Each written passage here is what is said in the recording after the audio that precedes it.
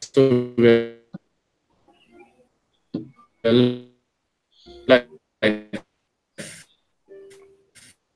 live now.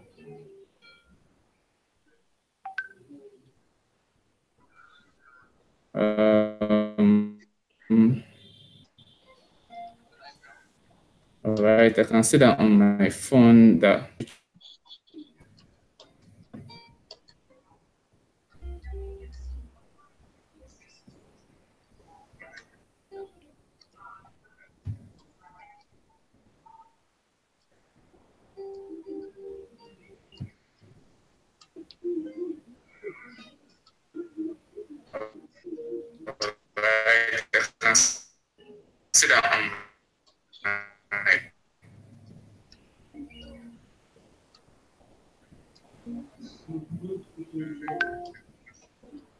Are we live?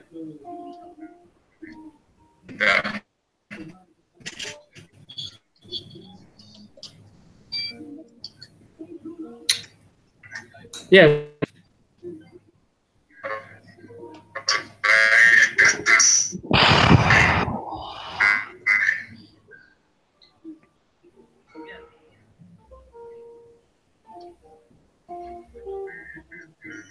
Are we live?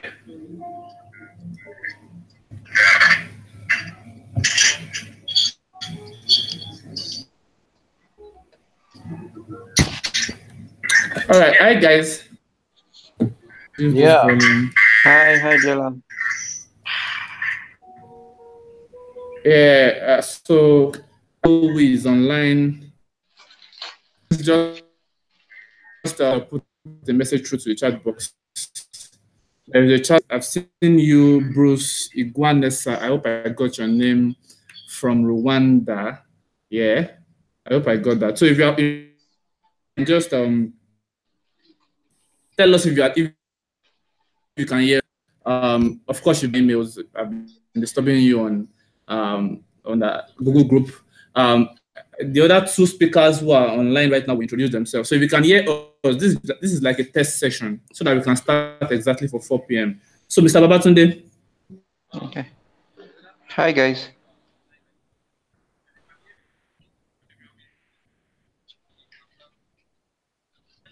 Hi, guys. So, my name is Adekunle Babatunde. Okay. Yeah, hello? Yeah, hello. Yeah, go on, please. So, I'm a research and development engineer at SeamFix Nigeria Limited in Lagos. So, where we build AI products, AI models into many of our products. So, I'm basically in charge of coming up with models that goes into production, artificial intelligence models, then crunching some of our data for talking about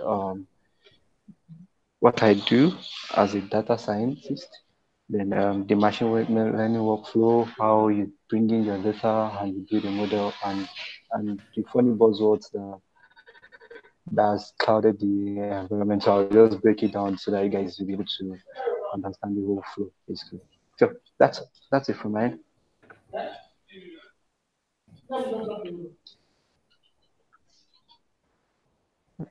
Hi, Adiola. Hi, Adiola. All right. Where's Stephen? Are you there, Stephen? Yeah.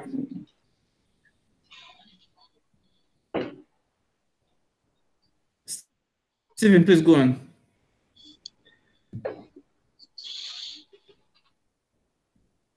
Stephen, are you there? Hi, Stephen. I think his call dropped. Okay. Let's have it, please.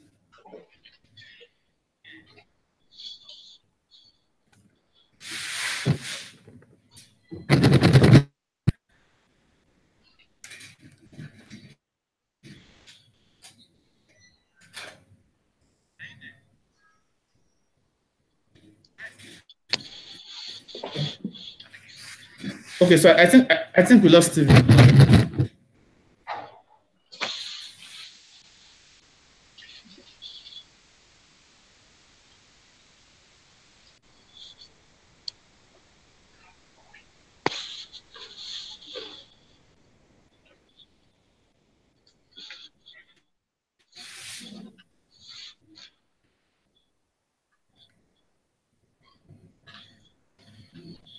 I think he's back. Okay. Hi, Stephen.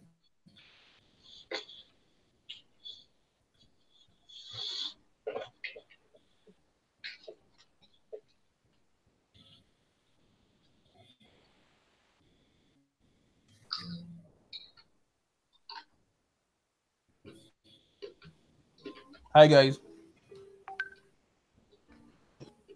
Oh, thank God. How are you doing, Stephen? No, my network tripped, so I'm back. Are we live? I thought as much. No, are we live now? Yeah, we are. So just go on and what you'll be speaking on and stuff. I thought as much. Are we live now? Yeah, we are. So just go on and what you'll be speaking on and stuff. Okay, introduce myself. Is my time now? Yeah. So just go on and what you'll be speaking on and stuff. Okay, introduce myself. Is my time now? Yeah. Go on and what you'll be speaking on and stuff. Okay, introduce myself. Is my time now? Yeah. Hello. Okay, introduce myself. Is my time now? Yeah. Hello. Okay, introduce myself. Is my time now?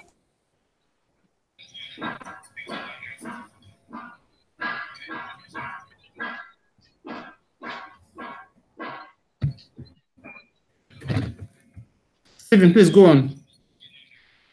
No, he's off.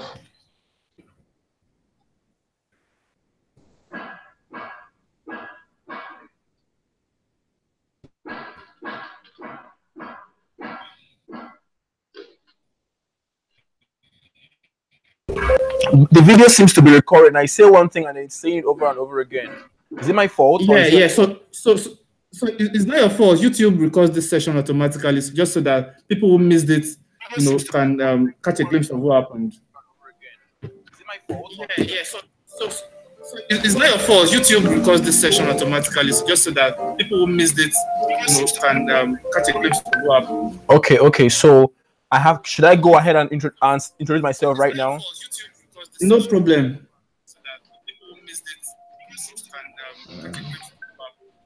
Okay. So should I go ahead and introduce myself right now? No problem. All right. So hi everyone. My name is Stephen, and I'm just gonna be talking about the tools of AI and data science. And so I'm just gonna be talking about the tools of I'm chilling with good guys like Adekunle and Adesina. So I don't know how this proceeds. I'm chilling with good guys like Adekunle and Yeah, go on, please.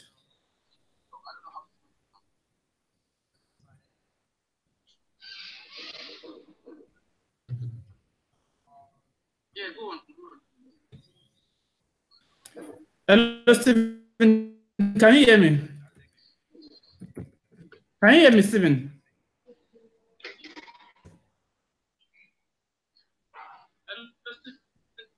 Can you hear me?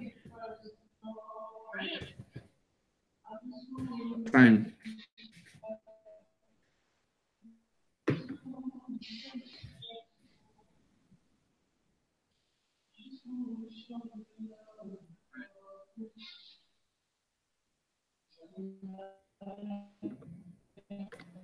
Whoa. This is messed up, man.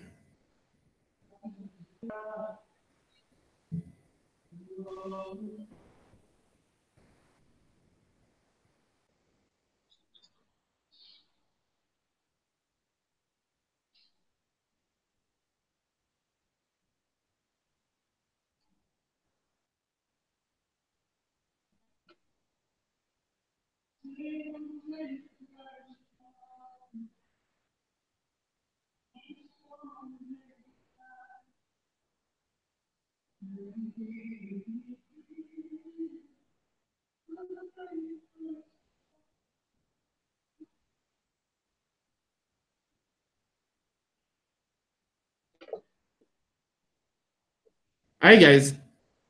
Yeah. Okay, so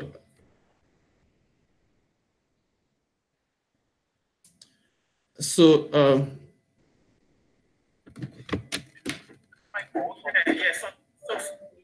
not your fault. YouTube, because this is just so that people who missed it. Okay. So should I go ahead and introduce myself right now? No problem. Okay. Good afternoon, guys. Good evening, guys. Myself right now.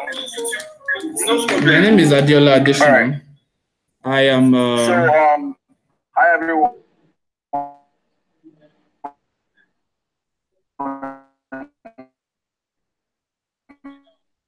My name is Stephen.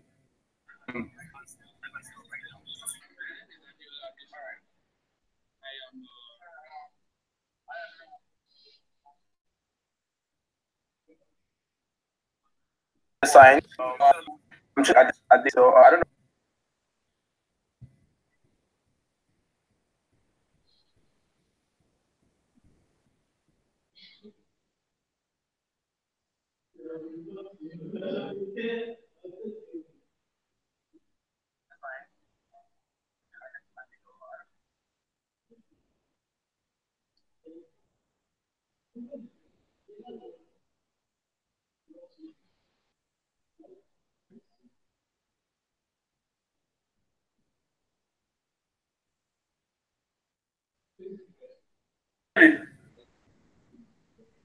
Can you hear me, Stephen?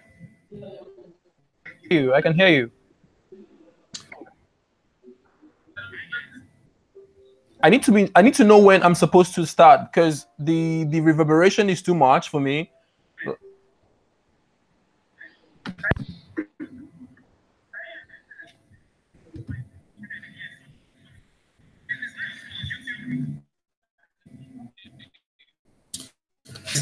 So, kick off this session.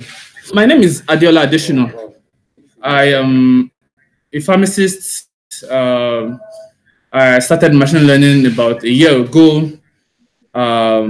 Right. So, I'm a machine learning. I don't know what to call. Say, a data scientist, basically, right? Moving to being a machine learning engineer. So, I started Young Pharmacists in AI with a couple of guys. Pharmacist Adekunle is one of those guys. Stephen Gabriel has been a very supportive medical doctor in a few months. Wura Oyewusi, James Oyewale, top guys in the industry. We started this because we felt that we wanted more pharmacists to play in the space of AI. So we organized this machine learning program for pharmacists that's starting in January. The basic reason is that we discovered that as a way of scaling, the powers of AI and the tools and the capabilities, the incredible powers that AI bring, we will need to get more guys in this field. And then Dr. Bayo Adekanmbi always talks about domain knowledge. And then we discovered that. Okay. So should I go ahead and introduce myself right now? No problem. Okay. Good afternoon, guys. Good evening, guys. Myself right now. No problem. My name is Adeola Adekunmbi. I am.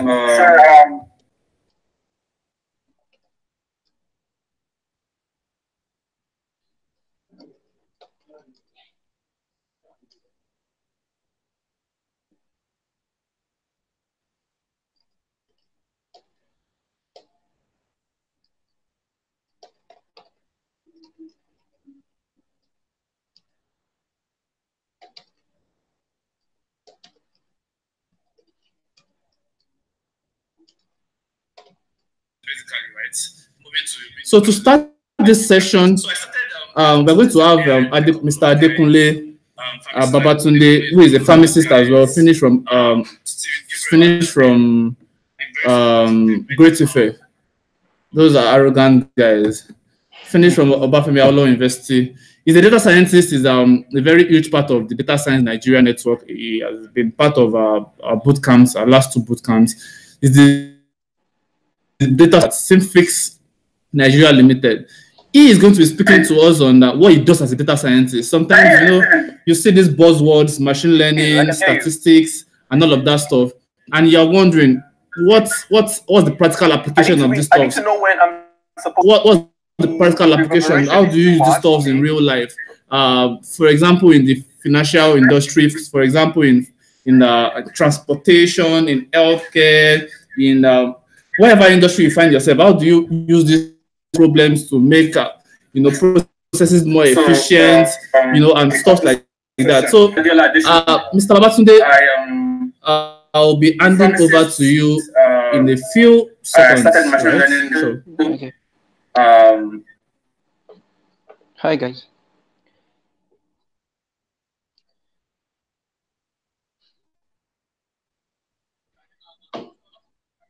So my name remains Adekunle Babatunde, and I'll be talking basically on what we do as a data scientist, what I've been doing as a data scientist at SeamFix Nigeria Limited. And as you have said, I am a pharmacist. At least I'm still a pharmacist.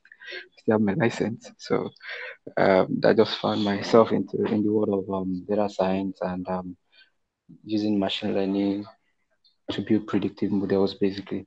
So basically, I've had to work in like very many aspects of data scientist, which in every capacity you can be a descriptive data scientist, you can be a predictive data scientist, and you can be a prescriptive data scientist. Or some people have even brought up the idea of cognitive intelligence.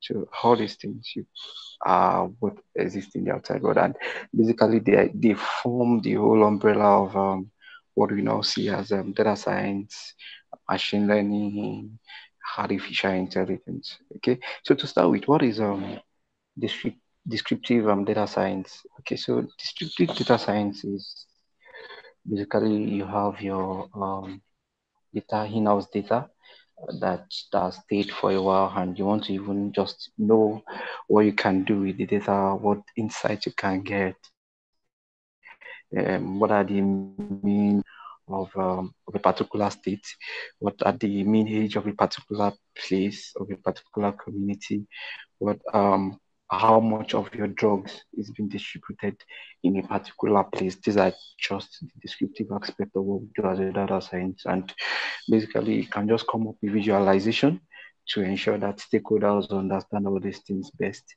So that's one aspect of data science. I've had to work in that aspect when I worked as an intern at One Finance. So we had to, then we were dealing with loan data, and we brought up KPIs, key performance indicator, that the company needs to continue to grow. Okay. So key performance indicator that the company needs to grow. We show this to stakeholders so they make decisions based on the trends. They then know that, okay, we can distribute money to finance, to the marketing team to optimize an area of our marketing strategy. These are the descriptive aspect of data science. And as a data scientist, at least you are expected to have an idea of this. So going to the predictive aspect, then that's when you mention things like forecasting, weather forecast, loan risk forecast, the chance of somebody developing a particular sickness, the chance of your drug moving in a particular environment, or what kind of drug should you prepare for this particular season, all these are the predictive aspect of data science. Okay, so if you want to work in that aspect also, so you need to understand your data and then incorporate one thing we call machine learning algorithms. And what are machine learning algorithms? So machine learning algorithms are just a bunch of mathematics that learn code from your data, and they're able to generate something called weight, and then be able to, with this weight, then they cannot be able to predict on other common data sets that they have not known. So anything that is coming in the future can pass through your machine learning algorithm, and you know whether I'm supposed to distribute this drug to this person, or how much am I supposed to give a person, so that I know that they will not default on my loan. So that's basically the predictive aspect of data science. Okay, and when we talk about the prescriptive data science aspect, what we do basically is use what is coming from the predictive aspect and use it to make a prescription. So based on the fact that tomorrow, okay, weather will be very hot, so I'm prescribing for you to go out with a very light clothes, or I'm prescribing for you that you take a shower at exactly 9 a.m. All these things are the prescriptive aspect. So they bring in multiple data, and more so from a prediction that you have gotten initially from your predictive model, and make a prescription for you. Just tell you what you are supposed to do based on some other results. So these are the everything AI, machine learning, every one of them comes into this. So let me give you an example. Say, for example, now, you've seen autonomous cars around. I don't know if any one of us know Tesla. So, what happens in most autonomous vehicle is basically a prescriptive analytics. So basically, you have prediction being made, an individual is there, then slam the brake. Okay, um, in 40 kilometer, I'm seeing a vehicle, then I need to slow down right from now. This is basically what happened in autonomous vehicles. But however, there are deep models that goes into it. There are multiple machine learning models that you use in cases like that. Okay, and a lot of engineering that also goes into it. But fundamentally, machine learning algorithm is what acts in all these things and make the whole product come alive. Okay. Now, what is a basic machine learning workflow? What do we do as a data scientist? How do we begin our job as a data scientist? Say you have a project, okay? So usually in the world of data science, the problem you are trying to solve comes first. Okay. So if you have a problem, okay, then you now look at what kind of data will help me solve my problem. Okay. Once you now understand what kind of data will help you solve the problem, then you now can now forge ahead. Okay. But the problem always comes first. So for example, now, um, we, we recently made a background model. Basically, what it's going to do is we don't want you as an individual to have um, a clumsy background at the back of your picture. So we want to separate you away from your background. Okay. And basically just insert a white background for you. That's what the background model, that's the problem that I wanted to solve. Okay, what can help us with this? It starts with the data, right? So got a couple of data sets, and we mark them, we label them, which is the term used in the data science community. So we label them as background and individual, okay? And then we then pass in model trade, okay? And over time, we refine the model until we have a very good model, as a very comfortable model. We test it, we check the accuracy and various other metrics. And after you are satisfied with it, we deploy. And then we have an AI model running. So this is the workflow. The workflow starts with you getting your data. Now, your workflow starts with you understanding your problem, then know the data set that you are going to use to solve the problem, then understand your data, once you have gathered your data, you understand your data set, then make your model on it. Okay. Now I have some examples here. Let's say going back to the descriptive analytics that I mentioned initially. So let's take it closer to what pharmacy can offer us.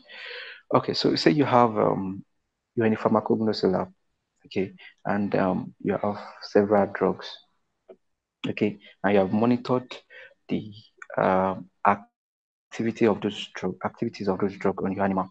Where some of them give you, let's say, 2 drugs for now, okay, and you have they give weight loss, they give no weight loss, okay, and you can make a description over those data sets and say, okay, based on what I have right now, this drug A, let's say drug A, for example, most of it is weight loss and drug of it is no weight loss. So you can say, okay, drug A is one. Once you see your visualization, you just plot, you do a plot, and you know that, okay, drug A actually give more weight loss. So that's the descriptive aspect of it. Okay. Now, so how does machine learning algorithms, how have they been used in health of recent? So there's actually a site for data scientists called Kaggle. Okay, one of the competition going on right now, is how to use machine learning model to predict to do cancer detection. Okay, so a lot of people have gone out actually around cancer detection, um, diabetes mellitus. Let me say again, tell you.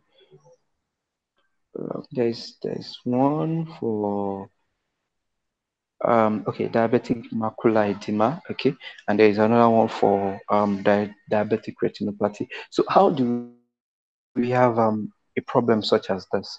And as an health practitioner, you want to help build a model that would help predict whether from a particular scan or image a person is likely to have diabetic retinopathy. Basically, what you just do is, this is the problem. What kind of data am I going to use to build such a model? So usually it's going to be image data, because at the end of the day, your patient is going to go through a scan. They get a scan of the individual's face, okay, and it comes in form of a picture or an image, okay, which will then be used to which a model now learn, which a model then use to segment out if actually there is actually a problem with the image, or it's just it resembles um, a normal individual's eye with no problem. So with this, basically, once you have your data and you have an historical data of images that have retinal of the images that have diabetic retinopathy, okay, so you build a model. Usually it's going to be like an object segmentation model, okay, at the end of the day. So what is object segmentation really? So object segmentation is more of what we did with the background remover, okay. So you try to segment an individual from a background, okay. It's also mostly used in autonomous vehicles where you segment various objects in a particular environment, say traffic light, say um, human, say incoming vehicles, say coming vehicles. So you're able to segment all of those things. So with this, you can actually then build your model on the diabetic retinopathy data. Okay, and be able to know, okay, in this aspect of an image, I'm seeing, I'm seeing an abnormality there. So flag this as a possible diabetic retinopathy case, and if not, the case is normal. Okay, so also talking about the skills that you need to survive as a data scientist now. Okay, you definitely need your visualization skills. Okay, even if you are not doing the aspect of showing descriptive analytics, like you are not core in descriptive analytics, you still need to understand your data before you build a model on it. Okay, you need to very well understand, okay, my data has this kind of distribution, my images need to be scaled down. All those things sometimes require visualization, or even what is my model learning. Okay, sometimes you tend to like make a visualization of how the model is learning, the things it learns per in each network. So all of those things requires some visualization skills. Okay, and also you need statistics many times. This can come handy for pharmacists that have gone through biopharmaceutics and pharmacokinetics and which other one like okay, so we have biopharmaceutics, pharmacokinetics, pharmacodynamics. At least I remember we did a couple of statistics there, so you can bring that knowledge in for your statistics, p-value, okay, accuracy, precision, um, mean, standard deviation. So this helps you understand your data better, really. So it helps you understand the distribution of your data, okay, and you can gain insight from it. Even it helps you understand how your model is doing. Remember the other time when I said, okay, when I was talking about the background removal model that we built, okay, uh, because we had to know whether our model is better, and most times data science project is usually iterative, okay. So you need to know what the new thing I did, is it making my model better? So if it's not making your model better, and how do you know whether it is making your model better? You apply some statistic analysis on it. You do some precision, you do F1 score on it, and you're able to understand the fact that okay, my model is doing better. The new model is better than the former one. Okay, and push forward. Okay, I actually have an article where I I made a comparison between two models that we did. I will share this after the video recording. So I'll share the article where we use basic statistical analysis, just precision and F1 score, recall, and you're able to know, okay, this model is better, we can deploy this, and we can go back, okay, now we can drop the former model. Also, you sometimes, if you are going into core AI, okay, you basically need linear regression, okay, at least to better understand what your algorithm is doing. So there's in the world of data science, I want to quickly chip this in. So in the world of data science, there is usually do two basic things. Is either you are doing classification or you are doing regression. Okay, some other times you do clustering, which is non-supervised um, machine learning model. So in cases where you're doing classification is just like me saying um, this data will belong to this group or that group. I'll say, for example, now we have a population of people, okay, and we want to classify them as whether they are going to be an healthy individual or they are not going to be an healthy individual. So basically, you just go through. Let's say we have an health record somewhere. Okay, so just go through their health record, pass it through your model, and just classify them as this person is well or not well. So that is classification. Okay, whether the person is okay or not okay, that gives you classification. And what about regression? Regression is when you are trying to predict a particular amount of value. Say, for example, you want to know how much loan to give an individual. Okay, just you basically run some data points to your model that has been trained, and you'll be able to identify that okay, this person, I'm going to give this person 10,000 naira, and I'll be sure that this person will not default on my loan, or I'm going to give this person 15,000 naira, and I can be sure that this person will not default. Okay, and taking this to AI stuff, let's say self-driving car, for example. Okay, so I'm saying the fact that there's an human being right there. Okay, no, sorry, I, I'm I I'm segmenting objects. Okay, so I had to segment the road and individuals. So if there's an object, I move forward. If there is no object, if there's an object, I pause. If there's no object, I move forward. It's basic classification, okay? Or just say, okay, this object is human, this object is traffic light, this object is road. I pass through the road. Okay, those are classification.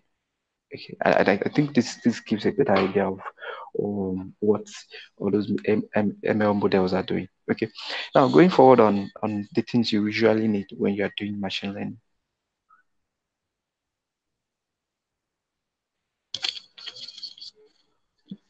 So going on the things you will need for machine learning. So you need programming skills really. There's really no way you want to do machine learning and you will not program. Okay, fine. There are tools that tend to like pick this, and want to try and simplify those stuff. But really, ML requires a level of flexibility.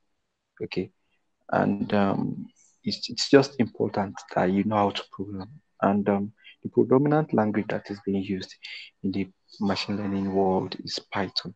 Okay, and Python is easy to pick up as a programming language. I've had friends that picked up Python, and in 2 weeks, 3 weeks, a month, they are doing awesome with it, especially in the field of data science.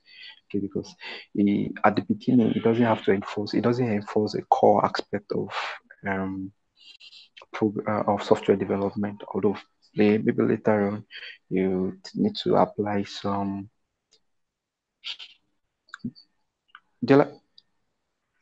So maybe okay.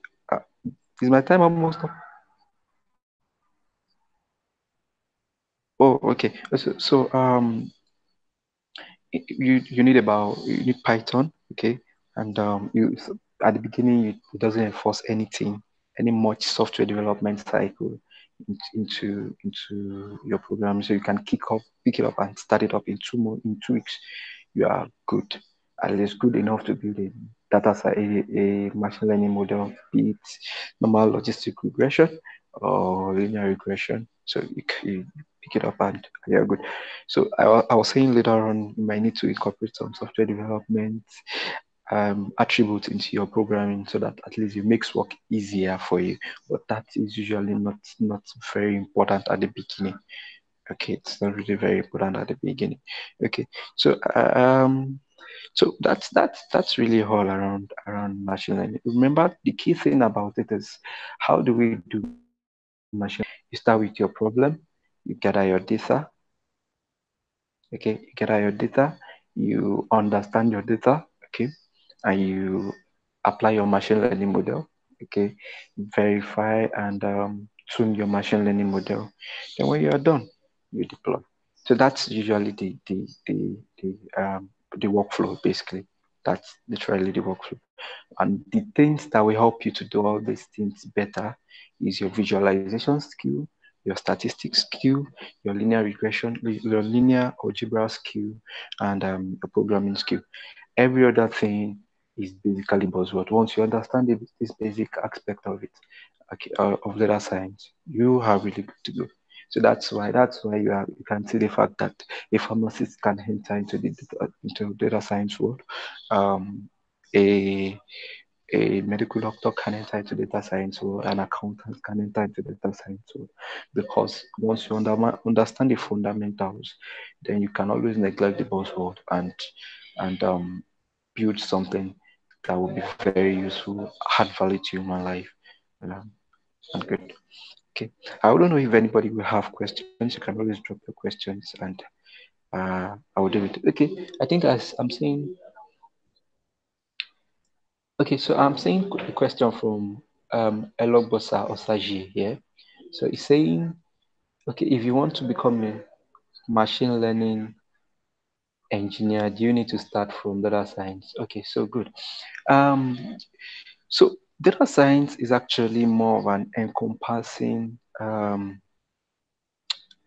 for things around machine learning, data visualization,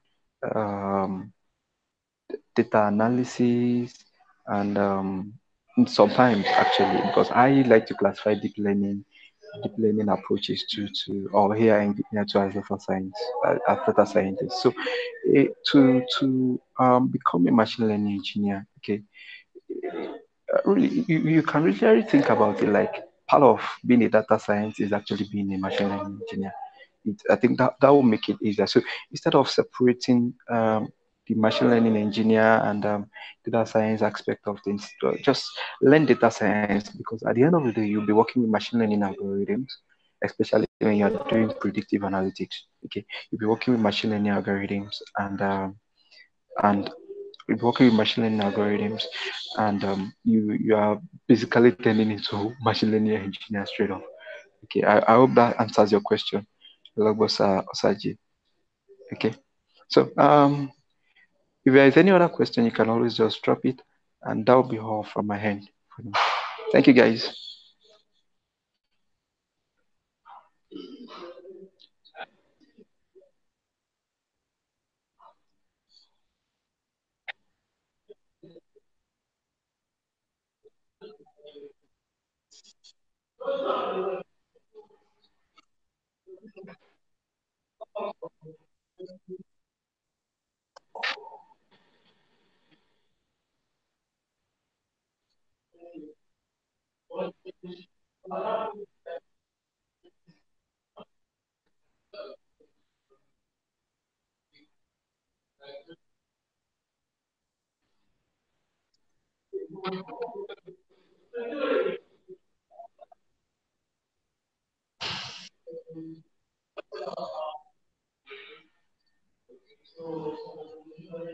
At the end of the day, we discovered that the guys who won the competition actually did a statistical analysis on the data set to find out that the data set was actually skewed to the left.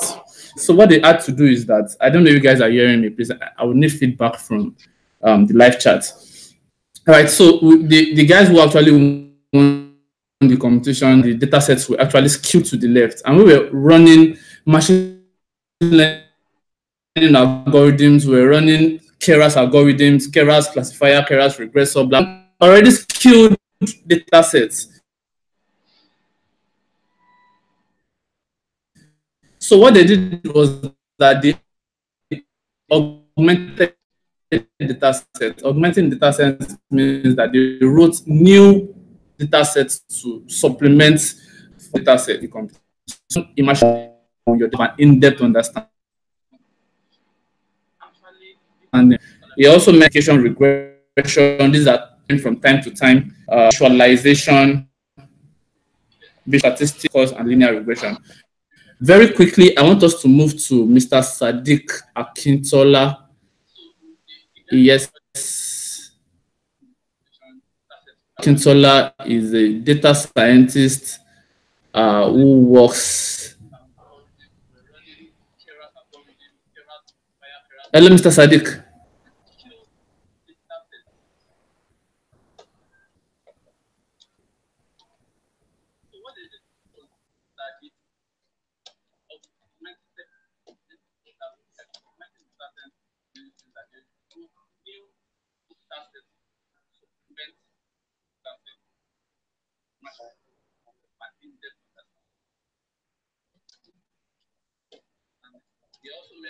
Hi, Mr. Sadeeq, can you hear me?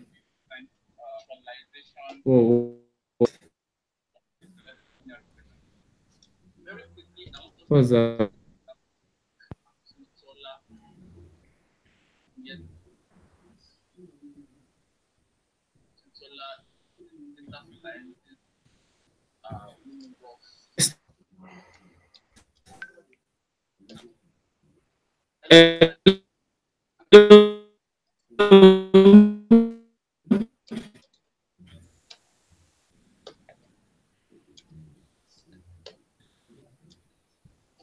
Stephen, can you hear me?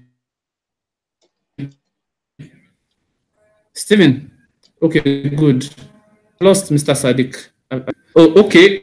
If till we get Mr. We'll just go straight to Stephen. Stephen is going to be talking on data science tools and basically how you can learn data science, the easiest tool. So, Stephen, I'll be handing over to you. No, I can't hear you.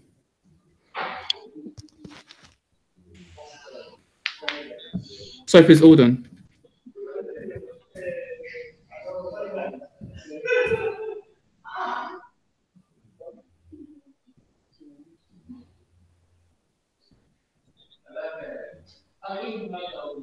Yeah, right. Hold on, please. Just hold on.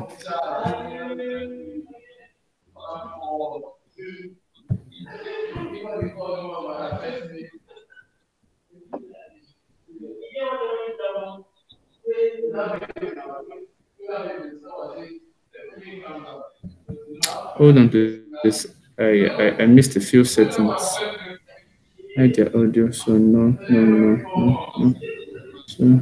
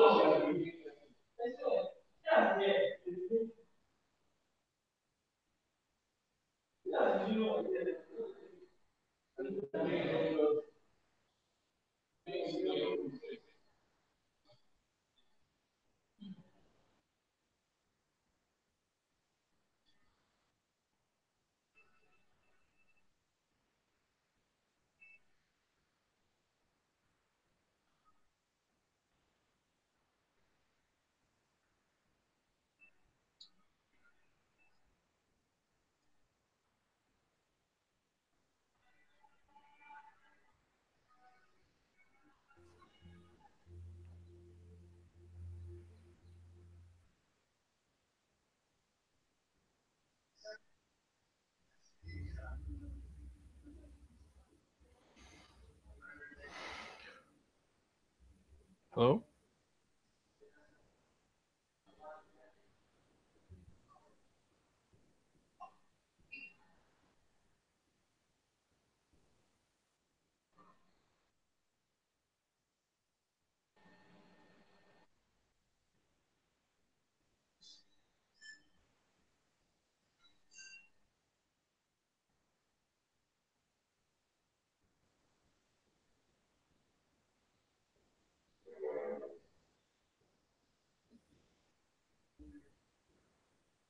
hi, Stephen. I can hear you. You can hear me, right? Sure, I can. Okay, so let's have a presentation now, please. All right, so I'm ready. Hello? Oh, Oh, Sadeeq. Mr. Akintola is back. Okay. All right. No. Yeah. Okay. Let's have this one. All right. Sorry. How about now? Can you hear me now? Yes, we can. Okay, good. So good evening and thanks for having me. It's a pleasure talking to people who are curious about data science and AI and artificial intelligence, whatever, all the buzzwords. I hope you're hearing me. Okay. Can you hear me? Yes, we can hear you. Okay, fine. I hope I have the opportunity to make some little presentations. All right, go on. Okay. So I'll be muting my microphone and I'll be muting every other person, right? Okay. Yeah. So go ahead, please. Thank you, sir. All right. So the first things first, getting started with data science and artificial intelligence. Like I said, my name is Sadeeq. Just a little bit about me. I think I have about just 20 minutes. My name is Sadeeq, and one of the things that I do is things in business intelligence and data science and handling data. Before now, I have an experience with doing software development in Nigeria. And it was then I started working with a lot of data that I have to do some analysis. And in that process, I got to realize that, okay, there's much more things that I want out of making sense out of data other than just doing some programming stuff and data wrangling stuff. So, and that was when I decided that, okay, maybe I should take it a step further and probably do further studies in data science or advanced analytics. And that's the reason for me to take a master's degree. I had options of going to probably some boot camps or some certificate courses But I felt that maybe at that time, it's good for me to probably have a much more school environment where I could get a bit of sense of both the school environment and also a degree, and also get the main knowledge that I actually wanted. So that was the peak of my getting into data science.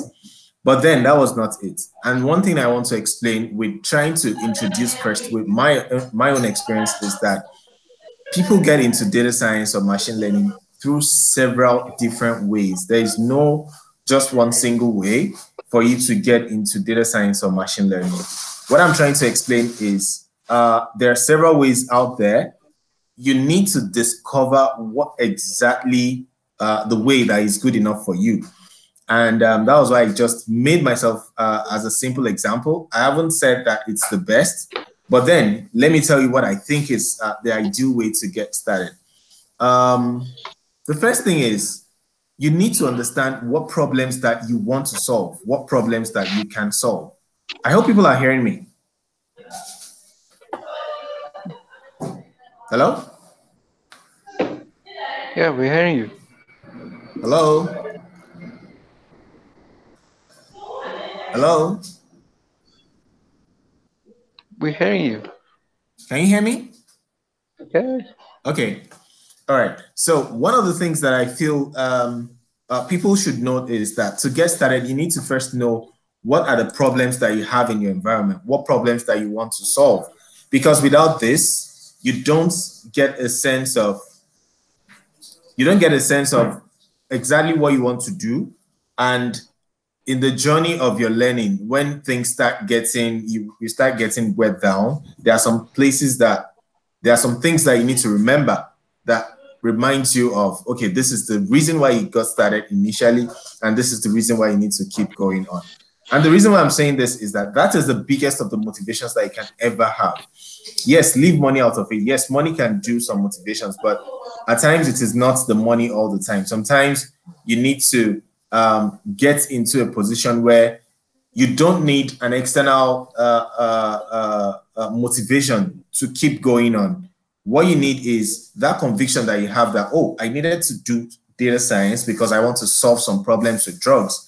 I need to do data science because I want to solve some problems in crime. And things like that should be the motivating factor. I don't know if you'd allow me. I probably cannot hear you, but I don't know if you can allow me to probably share my screen, if I could, and then also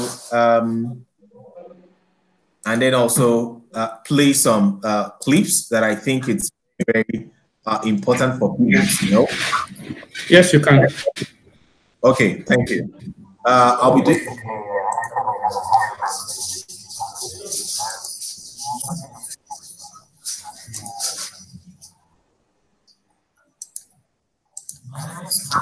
Are you seeing this? You can see it. Okay.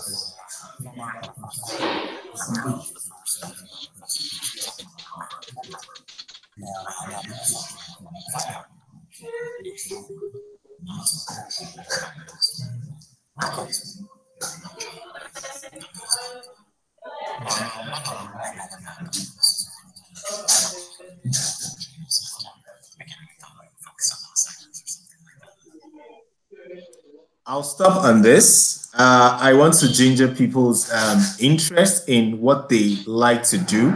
And I'm trying to look for a lot of things that are related to the medical field.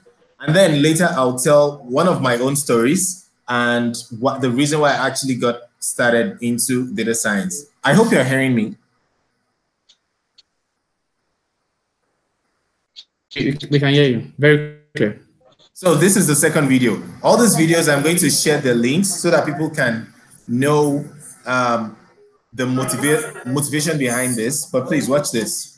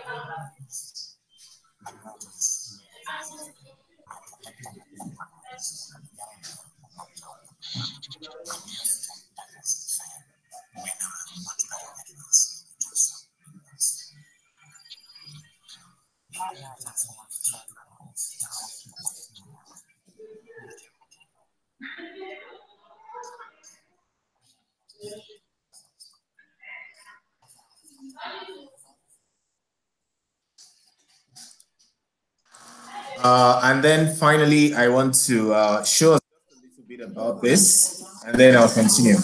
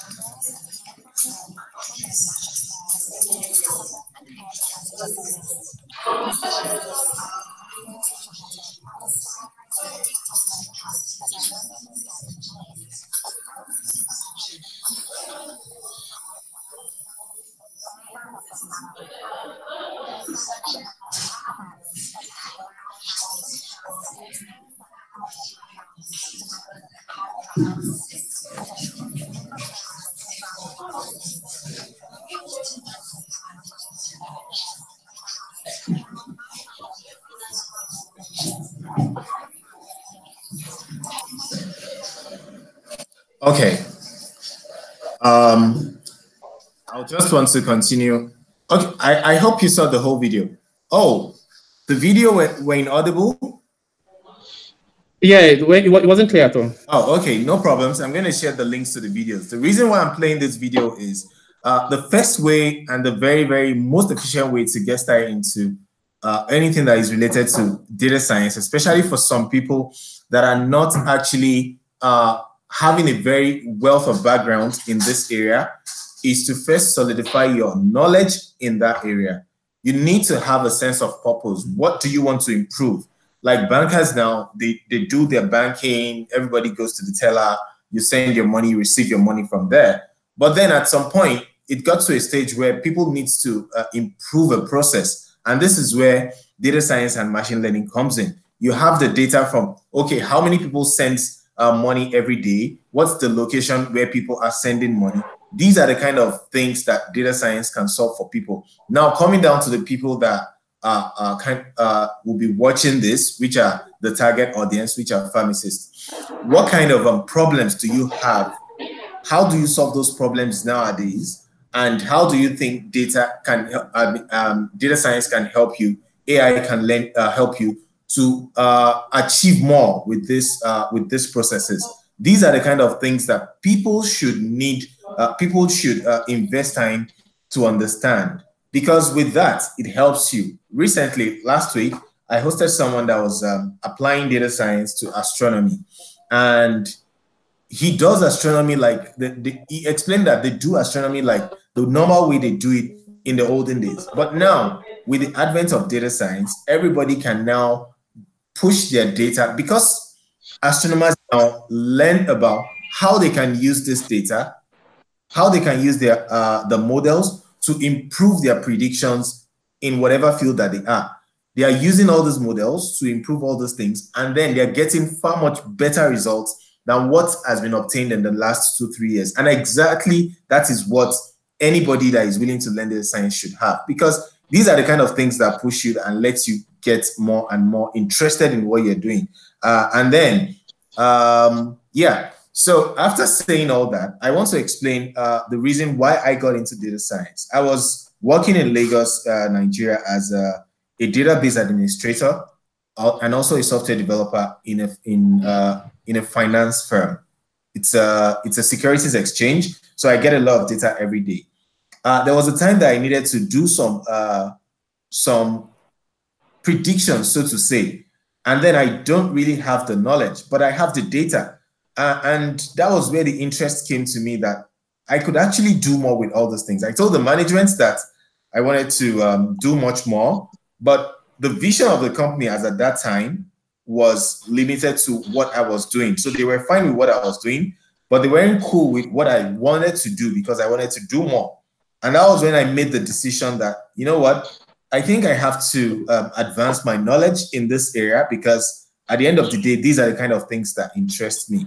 So people should know what exactly interests them and see how they can use all these fancy platforms, fancy algorithms to learn, to improve what they are doing. And at the end of the day, this is me now, 1 year or 2 years, almost 2 years later, still learning and still trying to apply those things, but it's a journey. So now let's, after spending about, I think I've spent about 10 minutes to explain, like, what are the first things that have to come into you deciding to use data science and machine learning to solve whatever problems that you have. In your own peculiar situation, data science is general. It is best, and this is one notion that I need to correct. It is best if you have some mathematics background. It is best if you have some statistics or information technology background, but it is in no way a prerequisite, especially for someone that is just getting started. You don't need to have this background. And by background, I mean have a computer science career or degree or career, but then it's something that you can pick up, because if you're serious and if you're devoted to learning anything, you can learn it. So it's not a question of, I don't have a maths background, because that's one thing that pulls people away. I don't have a maths background, I don't have a statistics background. You don't need to have all those things. Once you are ready and you are resolute to learn, you are going to learn it, and you're going to even know it much more than people that have all this background. Now, to go to the main topics itself, the first thing I want to talk about is, after talking about the issue of having a problem to solve, like getting to know your field, what you really, really need. The first thing is, which is your topic area? So that's the first thing. Pick a topic area that, okay, this is, I want to improve lives, or I want to improve how we predict toxicity in drugs. That is a topic area that you can actually use machine learning to solve. So you have those topics in mind. The second thing is, how is it being done now, and how can I improve it? So try as much as possible to know how people do things, gather data around it, because there is no solving things with machine learning or data science without actually having data that can back you up, or data that you can work with. I hope you are getting what I'm saying. Hello? Hello? Yes, we can hear you. Oh, okay. Okay, cool. So the first thing is, when you are done with understanding how the process is, you know the process, then also get to know what data can you actually use, what usable data is available in this field. So you have toxicity of some drugs, you know how animals react to it, how humans react to it, humans of several ages and gender. You have all this data, then you can start trying to ask yourself some questions like, okay, What if we try this? What if you try this? That's when machine learning starts coming in, because at the end of the day, you are mapping all those possibilities into one to predict what you don't know now. So yeah, you've picked an interest. You already know, you already find a quick solution. The next thing is, okay, the solutions that you are having, how discuss them, like find some people in that field that can. So for example, you're designing an algorithm to solve, maybe to play chess, and you're playing this chess without actually playing with real players. How do you want to confirm that your algorithm is working? So whatever you're developing solutions with, I mean, get real with it.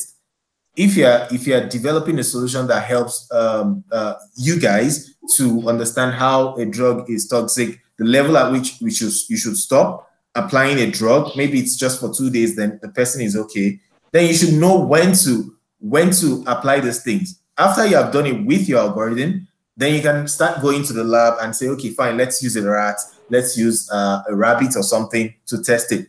When you are done with your own solution, test it with a real life solution. That's when you can know, okay, yes, my solution is working. In the real life, after you're doing all those things, one way to solidify how best you can work, or how best you are getting better at what you're doing, is to do competitions. I think I came in at a time when you're speaking on competitions, and there is no other way to solidify what you know than to actually get into competitions. Competitions are great, and they're even much more greater when you're competing for something good. There's so many outlets out there. For example, data science for social good, where people learn social data science and use it to solve some inherent problems in the environment. These are things that these are kind of groups that people should join and learn about the problems that they have and use data science to solve them. So now then you get into competitions, do Kaggle competitions, and then yes, you use machine learning professionally. Now, what I mean by professionally is, you don't just say, okay, yes, I've written an algorithm to do some tests on toxicity, and then you don't have like a lab that is willing to employ you for your skills. You don't have a foundation that you can work with to actually take this thing to the next level. You don't have a body that is willing to make use of what you are doing. Then whatever you've done, it's just going to be there because there's no encouragement that is going to take you to the next level. And it doesn't make any sense if you just develop something and you just have it at the base and nothing is done beyond you just working on your computer. So I think people should get serious with the motivation behind what they want to learn, what they want to use data science and machine learning for. Now, after getting that, then you start with the basics, because that is the major motivation. Once you have that motivation, this is the reason why I want to learn data science. This is the reason why I want to learn machine learning. Actually work towards getting the data. Hello? Yeah, we can hear you. Go on, please. Okay. Yeah, actually work with some data that you know that, okay, yes, you can get some prototype solution with this. And then once you get that prototype, work with, like, find a way to validate your results. So someone is working with a lab, you can introduce your solutions to them. Okay, I have this kind of solution. How can you let it materialize? Because if it doesn't leave your laptop, then it's not working. Yeah, and then at the end of the day, make sure you get a company or an industry to work with, so that your solutions can actually come into life. That is the only way your solutions can improve. Now, on the resources side, now that's on the motivation side. Like, okay, how do I get started and how do I keep growing? On the motivation side, there are some platforms that I'll recommend you to learn. Like I said, learning mathematics and statistics and all those things, they are not a prerequisite to start getting into data science. There are things that you can learn on the way. And there are so much libraries nowadays that people can pick up and use. There are a lot of libraries on Google. Google Cloud Platform. There are a lot of libraries on Microsoft deep learning and data science platforms. It's great to use all those things, and it is very, very good to start. The first thing I used to tell people is start very, very small. A lot of people are doing things today. They've started like years back. You can't compare yourself that is just starting today. You can't compare yourself with them because it took time for them to get from level 0 to level 100 that they are today. So start very, very small. Understand the basics. Understand what data science is. I'm going to share some links on what I think people should. Hello? The first thing is you need to. Hello? Yeah. Okay, I said I'm going to share some links on what I think, on the resources that I think people should use to get started. But this is me saying the theory, on the surface, what people should actually have at the back of their mind, because without this, even if you go through resources, it's not going to do you any good. So yeah, and platforms are very, very good. And one of the best platforms that I would recommend, I don't know if I have access to the YouTube channel, but even if not, all these resources I'm going to share them. So the first thing is platforms are good to learn data science. So if you want to get started, I'll recommend, there is one, what's it called? There is one single website. If that's the only thing that you can stick to, honestly, it is great. Just make sure you go through the introductory phases. Don't worry, you may not understand everything. And this is one thing that is very, very good for people that are just starting. Don't worry, you may not understand everything from the very, very beginning, but take your time. If you have some stops, get some help. If you have some problems, try and use Stack Overflow, try and use Kaggle channels that are all available everywhere. People explain a lot of things. Try and get some YouTube videos that explain these things. And if you still don't get some solution, try and get someone physically that can explain something to you. One of the resources that I said I would recommend is the Kaggle itself. So Kaggle has a learning platform. Kaggle itself is a machine learning platform where people do a lot of competitions, where people validate the knowledge that they think they have, and when people also contribute back to the community. So for example, I enter the competition, I know my model is good, I can explain how I get that model and push it to Kaggle, and anyone, the next person out there, could pick up this kernel, and pick up this kernel and use it to improve themselves. So it is one way of getting really, really good. Oh.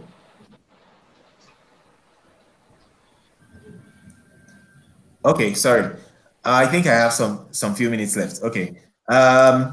So number one is use Kaggle. There's a learning platform on Kaggle. It's very, very important, and I'll recommend it anytime, any day. There's also this courses that it's the learning barrier or the learning platform for data science Nigeria. Honestly, when I went through those courses, they are very, very good. One thing I would tell people is, getting started is the easiest part, honestly. Getting started is just pick some resources and make sure you stick to them. Pick some resources, stick to them. Once you are done, start solving problems. So if you're in the financial part, just start solving problems that are related to the financial industry. I think I have about 2 minutes left. Just start solving problems that are related to the financial industry. You don't need to go through all the courses that is all out there because there are so many of them. So just pick one. I'm sharing some of these courses. I'll send it to the platform. Pick some of these courses, stick to them, use them to solve problems, then improve on your solutions over and over again. Then the last thing is, one thing I seriously recommend, make sure you do competitions. And I've told you, Kaggle is an excellent, an excellent platform for people who want to actually do and improve their knowledge in these areas. So in a couple of minutes, I'll be sending these links, sharing these links with Adeola, and hopefully it gets to you and you it's beneficial. I don't know if people have questions and how I could get them. Adeola, please email. I would share the Google document with you. And okay. yeah. Thank you so much, Mr. Sadeeq Akintola. I don't know if you would, I don't know how busy you are. We have a general discussion talking about applications of machine learning in different industries.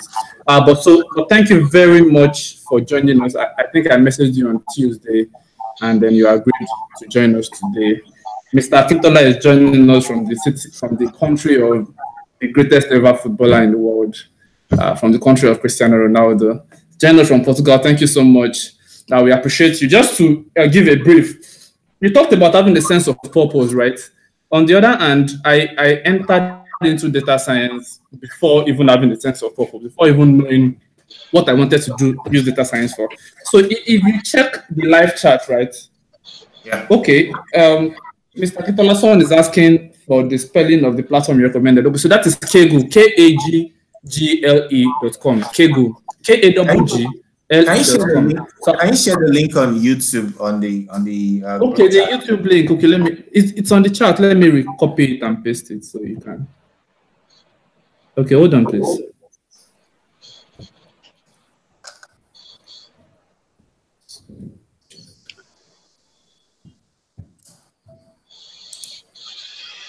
Okay, so that's it. All right, so you talked about having a sense of purpose. Work towards getting the data. The biggest problem we have in data science in Nigeria right now is not having data. So some guys are trying to do some mad stuff on transportation. Some guys are trying to do some mad stuff on logistics, but there's no data. Go to Ministry of Health, go to Ministry of Transportation, no data. So that's a very big problem. But guys are doing a lot of stuff to solve that problem. So Stack Overflow, right? Stack Overflow is a very, very good platform where I installed Stack Overflow myself. When I have problem with my code, I go to Stack Overflow and then Kaggle. So if you are on our machine learning program, after learning all of the buzzwords, blah, blah, blah, you'll be taking real life projects on Kaggle. So Kaggle is one of the platforms we are looking forward to. So Mr. Kolawole, I'll just spell it out for you. Thank you for joining us. I'm going to have Stephen Gabriel give us his presentation.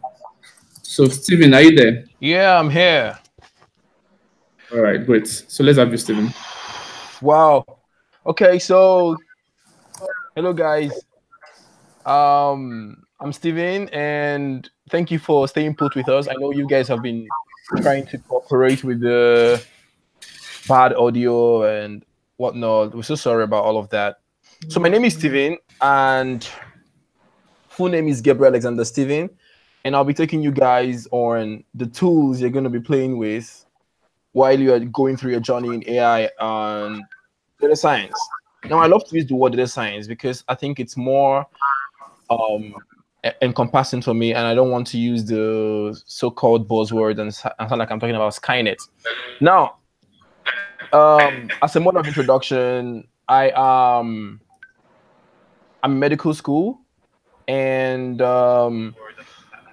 I am a final year medical student, and my major is in dental surgery, and I am a software engineer and also I am a machine learning engineer. Basically the thing is, what I do is that I work mostly with cancer, right? Like I work on cancer. I'm a cancer biologist, and so I try to see how I can optimize cancer care, cancer analysis, and cancer detection faster. And I have super interest in breast cancer and colon cancer. So I also have a bit of a background in pharmacogenomics. So trying to match genomes with pharmacology. So now, before I move into what I'm supposed to talk about, which is a little bit technical and maybe kind of like boring, but let me say something here that Sadeeq mentioned that is very important. While it's the same, whether you are jumping into software engineering, data science, for anything you want to learn, try not to be in a haste. I don't know, like, people have been, okay, for instance, give or take, I've been writing code for about a good number of like 6-7 years. And so, I started writing code way before I came to medical school. So I mastered how to manage this with medical school. You can't wake up one day and after 1 month of JavaScripting or Pythoning, and you want to hack a bank. Like the idea is that you're losing something. Like he mentioned, he said, while you're learning, try to apply. Learning in vacuum is very, very wrong, and that is why the community you are joining right now, the Pharmacists in AI, is trying to harness your learning and put it into real life projects. So, if not for issue of non-disclosure, I would have shared with you guys some of the projects I'm working on. And last year, I did a project with MIT on smart analytics, smart robotic analytics. Okay, and I could tell you that even though I got the wave of data science in 2015, that was the first time I saw a real life project that is really overwhelming. And the reason why this conversation is being hammered on know what you're doing, know what you're doing, know what you're doing is because people join data science or want to become a data science for the coolness. Like it sounds really cool. When someone says what you do, you can say that you're a data scientist. And most times you are trying to solve a problem that you don't understand the domain. Like domain expertise is very important. Like I can't go trying to solve a problem in engineering without proper education in engineering because I don't understand the data. So the data is going to overwhelm me. So if I'm showing you these tools, it doesn't mean that having these tools that you're going to be all ready to start solving the finance problem. You know, if you properly go through a data science curriculum, I think one of the things that I learned earlier was that understand the domain for which you want to solve a problem in. Like, if it's finance, that's fine. If it's in healthcare, that's okay. If it's in agriculture, that's awesome. If it's in geography, human and urban planning, just understand your domain. Now, having said that, the first tool I want to discuss with you guys is the core aspects of data science. I like coming into data science from the angle of a theorist. Okay, this might be a little bit unsettling, but I want to what is it called? Concur with something. I am going to share some things later, and I'll share my screens along the way. But let me say something. Statistics is the baseline of everything you want to do in data sciences.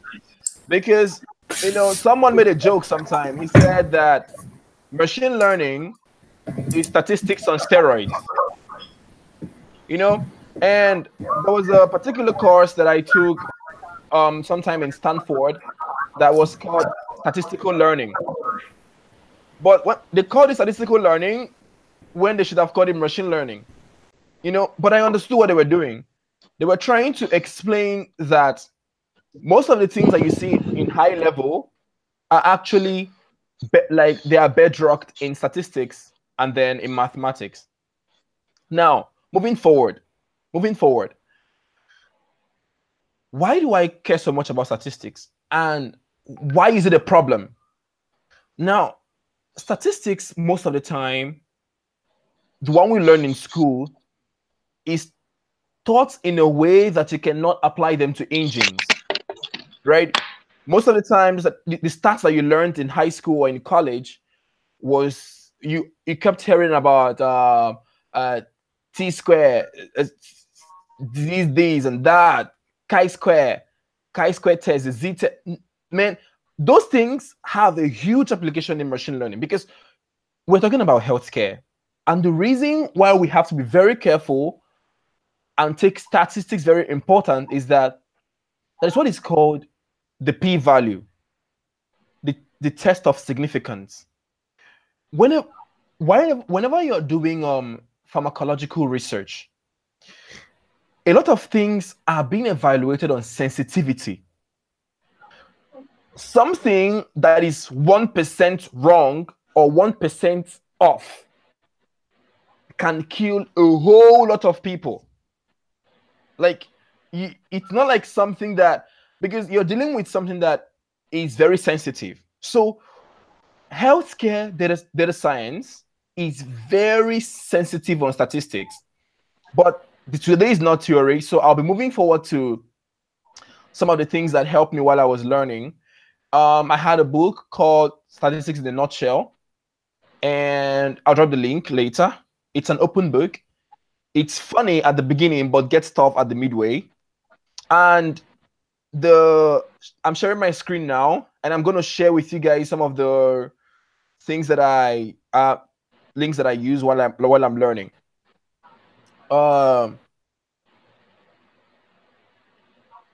So this is it.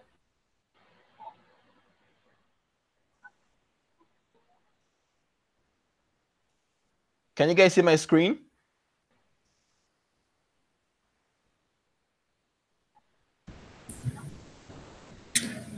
Is my screen? Yeah, I can see your screen. All right, great. I'm seeing your handout.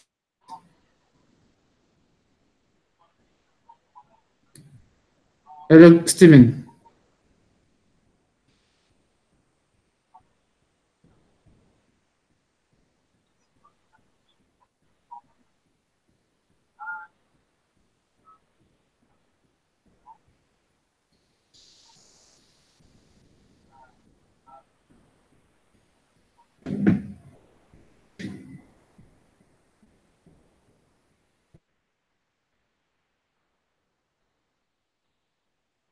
So let's move forward, please. Can you guys hear me? Can they hear me?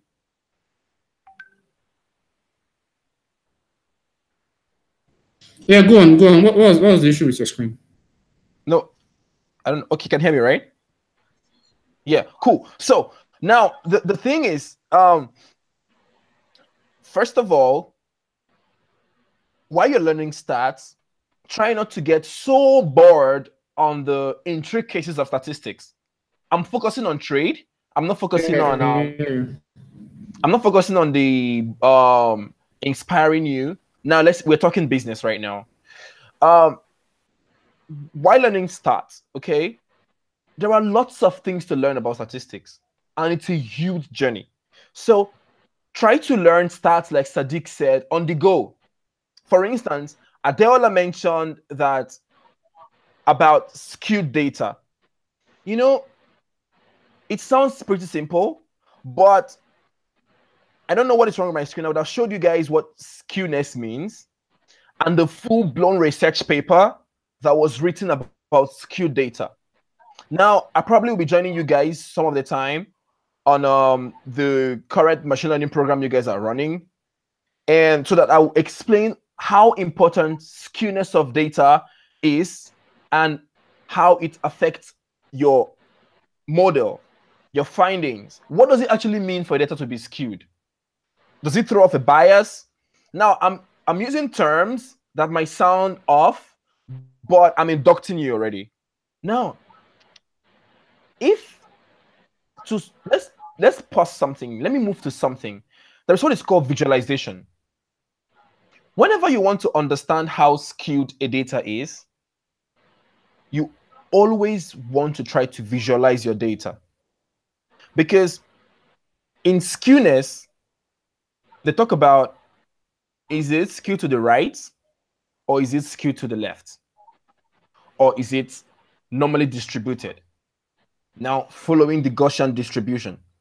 Now, you see, I'm using terms that are statistical terms, but if you hadn't taken time to at least learn the basics, you probably would have been lost in this thing I'm saying right now. But there are several types of distributions: hypergeometric distribution, the Bernoulli's process, the normal distribution. These things have meaning and they have huge application. They would guide your judgment on why you do the things that you do. Now, if you find out that something is skewed to the... Okay, you know what? I am going to try to share my screen again and see if it's going to work this time.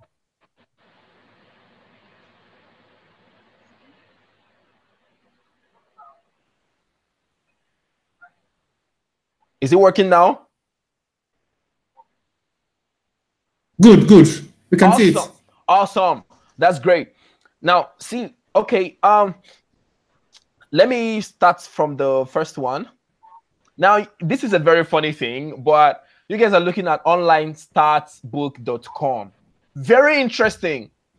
And it's kind of like interactive. I'm going to show you guys a simple example. And let's look at this distribution thing I'm talking about. Now, this is what they call graphing distributions. And you can see right here, the prerequisite for this is none. I was told that a huge number of you guys are beginners. So I am a beginner as of this moment, okay? All right. Now, you see, if you read this part, I'm going to read it a bit. It said, graphing data is the first and often the most important step in data analysis. This should be framed and kept in your homes. In fact, I am going to turn this into an artwork and share to you guys. You guys will buy it from me and you keep it in your sitting room, and then you look at this all the time and all through your journey as a data scientist. You must graph and visualize your data. You cannot visualize what you don't understand. And now let's stop right here and look at a tool that I normally use for visualization, known as Plotly. You know, can you guys see Plotly?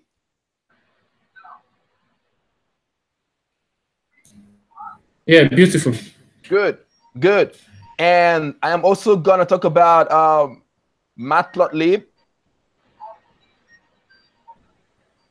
Let's look at Matplotlib, and I'm going to show you guys the gallery.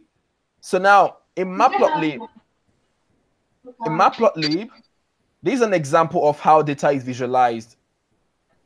Let's look at this guy. Can you guys see this awesome, beautiful? This is very beautiful. Can someone see this? Yeah. Yeah, that's great. That's great. Now, what is Matplotlib? Matplotlib it's actually a Python-based library for visualization. You know, there is always a trick question people normally ask. People normally will ask you Python or R. You see, I hope you guys are following what I'm doing here. I moved from statistics to talk about distributions and visualizations. Now I'm talking about visualization tools. But now I mentioned Python or R, and now I'm going to move over to something known as Google Colab. And I want to demonstrate something. Google Colab is Google is very generous. Well, and they always, okay, I think I want to show you guys what I'm doing here so that I don't put you guys in a vacuum. If you go to colab.research.google.com, you're going to be graced with this awesome interface. All right. And normally you're going to see somewhere around here, you see where they say new Python 3 notebook. Okay. Now, if you click this drop down arrow, you're going to see new Python 2 notebook. Now, what is a notebook? Notebook is the best thing that happened to us in this world after Jesus. Did you guys hear that? I mean, yeah, it's the best thing that happened to us after Jesus, and it's also the best thing that happened after Jesus and after sliced bread. After Jesus and after sliced bread. We wouldn't have been able to do interactive data analysis if not for notebooks. Okay, so now And notebooks, they are very much interesting because they came up off from the idea of Jupyter notebooks. So when you click on new Python 3 notebook, you're going to be graced with this awesome screen I'm looking at right now. And yeah? You have about 5 minutes more, so you can just rush through. All right, great. So you can use Colab to write your Python code and see how it works immediately. Like for instance, now this notebook is full-blown, has a Linux shell behind, and you can just interactively do data sciences. For instance, now for something like matplotlib, we data scientists, we normally do import matplotlib.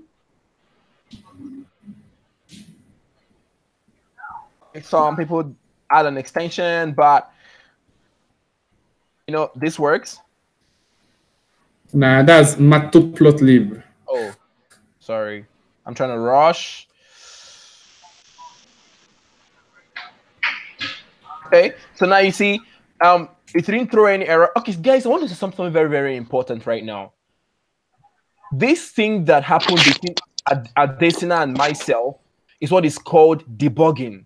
You are going to meet errors as you work as a data scientist. Now, I was rushing. I'm going to Control Z this thing, and I'm going to run it again, and you're going to see this ugly thing. Have fun debugging errors, okay? This is not bad. It doesn't make you a terrible data scientist. Okay, I'm gonna jump over right now. Then you can write your Python code on Google Colab and try to run it. Now, there are tools like NumPy. NumPy or NumPy is a scientific package by Python that you can also use for mathematical analysis or imputations on your data set. Now, NumPy, someone said, but Python could be able to do this, but NumPy makes a lot of things faster. That's what I'm going to say right now.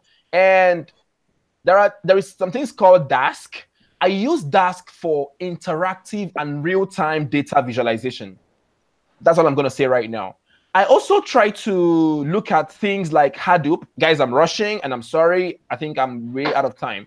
Now, Hadoop, for guys that are doing, like cool guys like Adekunle, who is a big data specialist, they use Hadoop, which is a distributed system kind of thing for big data analysis. So I'm going to also share this with you guys. Also, now, let's talk about this. Google platform, GCP, okay? I'm going to show you guys this, and this is my instance, all right? Now, what does Google platform and AWS do for people like you and I? Now, these things, they are what they call, they are cloud instances. You use them because for deep learning, for instance, your computer might not be a GPU-based computer or very, very, very, very strong for you to be able to run your deep learning models. So you need cloud instances like AWS and GCP, Creso.ai, Floyd Hall, Pepperspace, and all of that. So what is going to happen is that, because I want to stop right here, is that I'm going to package all these resources with clearly written instructions and share with you guys that are on the channel, and so that, and with my email or Twitter handle that you can follow up and ask questions. And I think with that, I'm going to say that your journey as a data scientist is pretty huge. There are tons and tons of tools that I use day by day. I actually, okay, now, sorry, Adesina, I have to say this thing right now. Let me answer a very tricky question. Python or R or Java or C++ or JavaScript for data science. Now, if you look at my wall, that's C++, all right? That's because I write C++, okay? And trust me, I use C++ for my development. But I can tell you that some languages are better suited for something.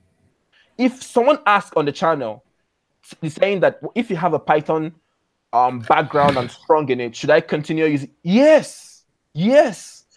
But I need to tell you that some languages like R, they have limitations too. So you cannot really use R for really strong deep learning and deep learning works. So I'm going to stop right here. and I'm going to drop a follow-up. If you have a question, drop on the channel. I'm going to answer, and I'm going to tell you why I said what I said. My opinion. Thank you guys for coming around. Stephen, by the way. Thank you so much, Stephen, for that wonderful presentation. If you are on YouTube, you'll see I've written all of the tools you talked about. You talked about Google Colab. Yeah. So I started to use Google Colab about 3 months ago. I was trying to install Keras on my system. Unfortunately, I was using the CPU, and then it just didn't install. And then Vanessa introduced me to Google Colab, and it has been a very fun journey. One thing Mr. Sadeeq talked about was take your time. So I want to say that if you are the impatient type, right, you are the type that, you know, you don't have time. This code is giving me too much time, I'm leaving. Then please don't go into data science. Data science will take a lot of your time. So if you are the very patient type, you are the type that can look through your data, you know, very carefully, then data science is for you. Knowledge, right? And one of the reasons why we are putting together the machine learning for pharmacists program, because we believe that domain knowledge is important for data science. Domain knowledge is very important for artificial intelligence. Healthcare practitioners, medical doctors, pharmacists, nurses who know about this stuff, who know about HIV, who know about you know, all of the SAR, structure-activity relationship. So come into data science. Data science is a tool, like it's like an hammer, and then you are the carpenter. It's like the paintbrush, and you are the painter. So come in and learn the tool, and then use the tool to solve basic problems. It talked about machine learning. Machine learning is basically applied statistics, right? Because in machine learning, what you'll be doing is prediction. For example, yesterday I wrote something about the AFPS 2019 that is happening in Uganda, and I discovered that their theme was epidemiology. And I said that just imagine a world where we can predict who would come down in my predict. So it's a prediction. It's a probability. It's a probability, right? So statistics is very important. If you say someone is 0.6 has a probability of 0.6, you know, of coming down with, say, HIV, for example, you need your 0.6 to be 0.6, and you need your 0.9 to be 0.9, because you're going to make very important actions on your predictions, right? So machine learning is basically just apply statistics. So basically, before we go into the next session, I want to tell you guys about how I decided to become a data scientist. So in the chat, I put the link to the YouTube link to the Data Science Nigeria Summit that happened last year. I remember Mr. Akintola was in that summit. So I was about going. I'd finished listening to all the Jabajantis that they were saying, right? And as I was about going on, I was my brother. And then I met Dr. Bayo at the elevator. And he said, oh, no, don't go. There's this guy that he invited from the US. And then he spent so much money inviting the guy. And then he wants every one of us to listen to the guy. The man's name is Professor... Professor Ikekwe, Ingubisi Ekekwe. Thank you. He started, if you watch that video, it started from the first hour, 36 minutes. And then the guy spoke for about 25, 30 minutes. And immediately after that session, I decided I was going to be a data scientist. Because at that time, I was doing a little data science, you know, practice online, and then I was doing web design. And I wasn't sure what I actually wanted to do, whether it was data science.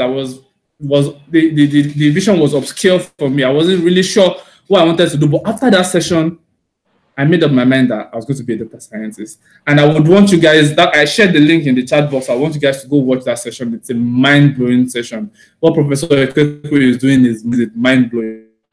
And if you wouldn't mind, share my screen right now. I don't know if there are any more questions. I don't know if there are any more questions, but right now we are going into the applications of artificial intelligence, right? So I'm going to share my screen right now. Just give me a few seconds. Hold on.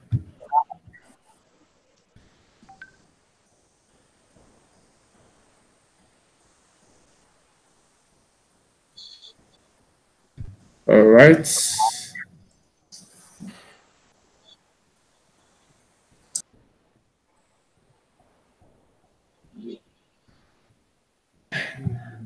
Okay, so in the description, the YouTube description, the link to this book is already in the description. You'll see it in the first or second paragraph. Yeah, in the second paragraph, this is in the description. So I'm going to share my screen right now. Yeah. So is Mr. Babatunde still here? Yeah, still.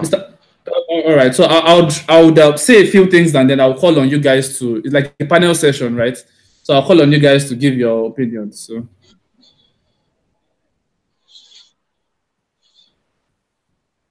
All right.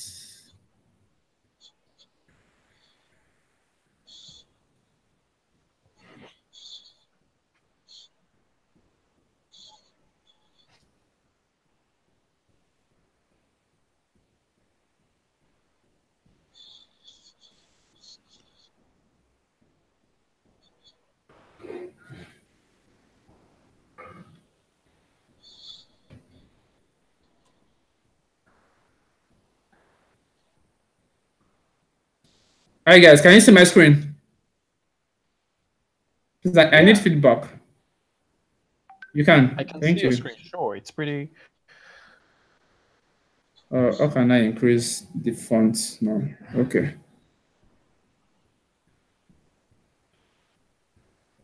All right, so Artificial Intelligence Simplified, 99 use cases, and we should be able to go through about 10 to 20 use cases, so you can understand basically how artificial intelligence is applied, to solve basic problems everywhere, and that you sitting down wherever you are can actually take this tool and use it to solve just anything. Just think about the problem. As far as it's a problem that has to do with data, as far as there's data and the machine can learn from data, guys, forget them.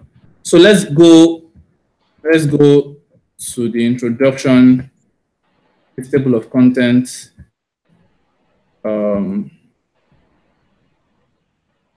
The introduction by Dr. Bayo Adekanmbi, and I like this second paragraph, right? Read says the burden of socio-economic development is real, and the opportunities provided by the ability of machines to mimic cognitive functions typically associated with humans will become the ultimate game changer for meaningful impact. Machines to mimic cognitive functions typically associated with human beings. So basically, one thing that makes human beings different is that we can learn, right? So you go to school, you go to medical school, you go to pharmacy school, you learn stuff, right? And then when you come outside, you go to the hospital, you go to the pharmacy school, to the pharmacies, right? And then you take all of those things that you've learned, and then you use them to help patients, with their conditions and all of that stuff. What if I tell you that machines could learn better than you, than you, right? So if machines can learn better than you, they could treat better than you. They could, in fact, there's a robot in China that does operations perfectly, that does surgery perfectly. So machines can learn, right? Give an output just like you do, right? So it's an ultimate game changer for meaningful impact. Basically, one of the reasons why we are doing what we are doing is because we are out of the first, second, and third industrial revolution, and then this fourth industrial, we want everyone to get involved in, right? We want to scale the powers that the innovation of AI can bring. And it goes on to say that the inherent possibilities in AI has evolved from a futuristic sci-fi conjecture to high-impact reality. Some of the things that we used to see in movies 2, 3, 4, 5 years ago, I used to think that it wasn't possible, are things that are now real, right? Because of the fact that there is now exponential processing power, prescriptive ability of modern computing that I thought to point out. You can read about data science in Nigeria very much later.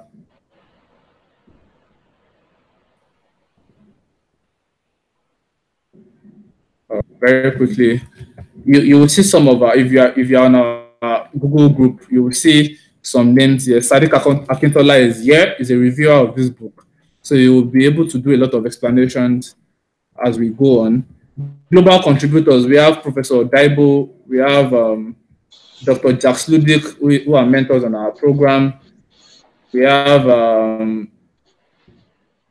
Robert John, and so many other guys. Professor Okekwe's introduction is very important, also very of our time. Let's move on. Okay, so what does these are short essays by world-renowned experts in artificial intelligence, telling you basically what artificial intelligence is to them. Joshua Bengal, I wouldn't be interested in Joshua Bengal for now, but you can go to this fantastic. Dr. Bayo is a mentor on our program. You know, you can read his own opinion on what AI is to him. He has applied AI doctor, right? And is the CEO of Retina AI. So they basically use the retina, right, to diagnose diseases, basically. Let's move on to Dr. Jacques Ludic, who is also one of our mentors. But I want us to go straight into the applications itself, right? So please bear with me.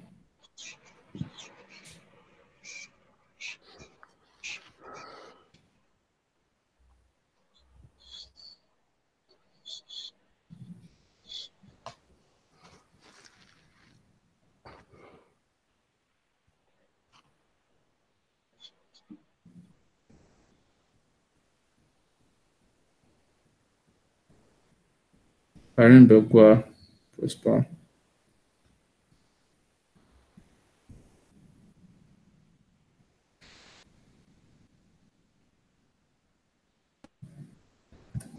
All right. Yeah, I want us to go here for a moment. Right. These are 10 reasons why you should be interested. China, its first AI textbook for high school students, as the country looks to an even younger generation than its global huge pool of college students.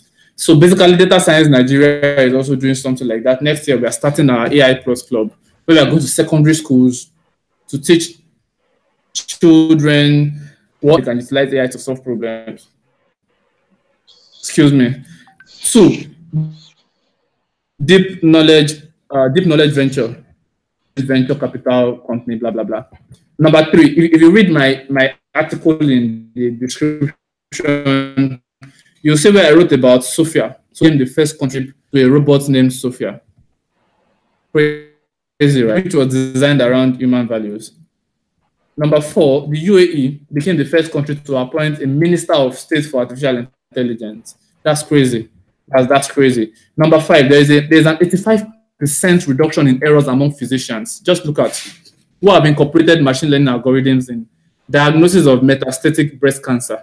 In addition, the opportunity to use intelligent systems is enabling to make doctors is enabling doctors to make better diagnoses and deliver more individualized treatment. So basically, I explained that machines are better at learning than you. Then they are better at prescribing than you. They are better at at so many other things than you. So the next century, the next 20, 30 years would be man and the machine. So you'll be allowing the computers to make all of the prescribing decisions, all of the individualized treatment decisions and doses, right? So it helps the world in a case where we have iatrogenic disease, we have misprescribing, we have overprescribing, we have issues with drug interactions and a lot of that stuff. So, number 6, 50 business executives says that the AI solutions implemented in their businesses have increased productivity. One of the things we are doing as young pharmacists in AI,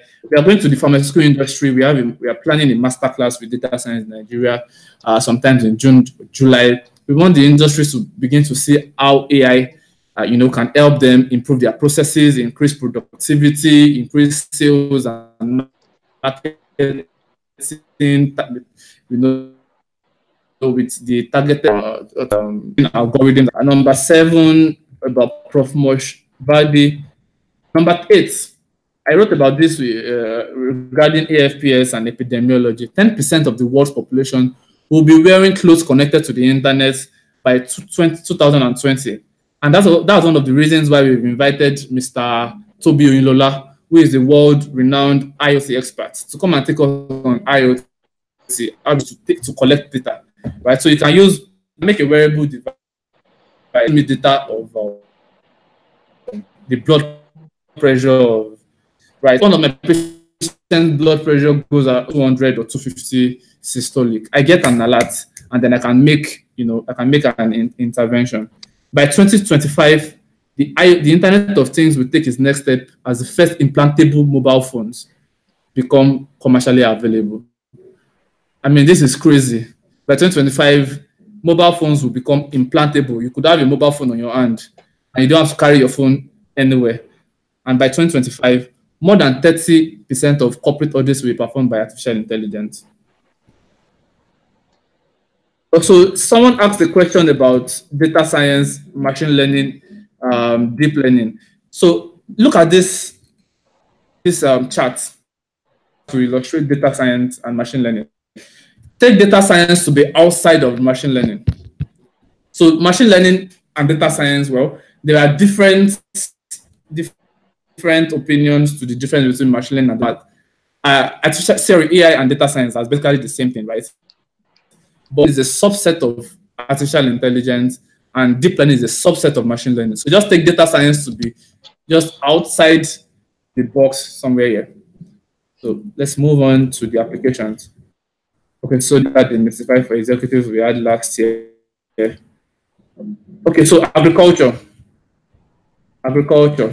Identifying types of rice. These guys worked on identifying different types of rice with convolutional neural networks. So convolutional neural networks is a deep learning tool that helps to identify pictures, right?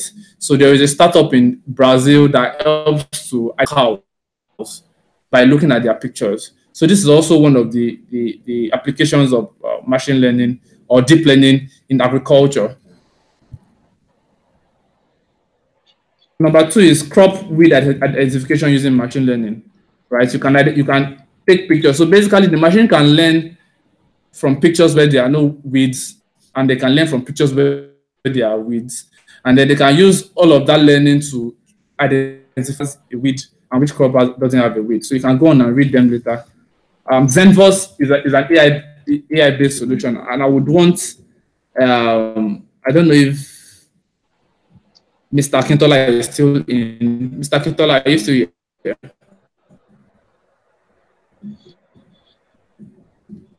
Hello, Mr. Akintola.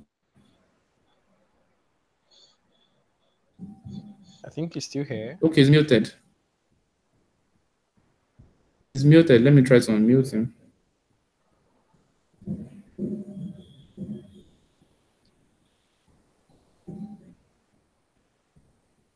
But what's wrong? Why is he always up to unmute?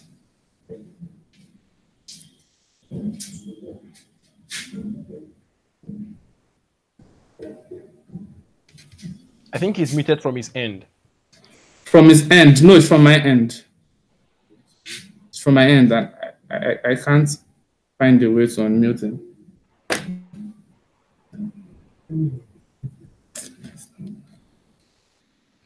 Mr. Akintola, can you leave and come back? Because I can't find a way to unmute you. I don't know.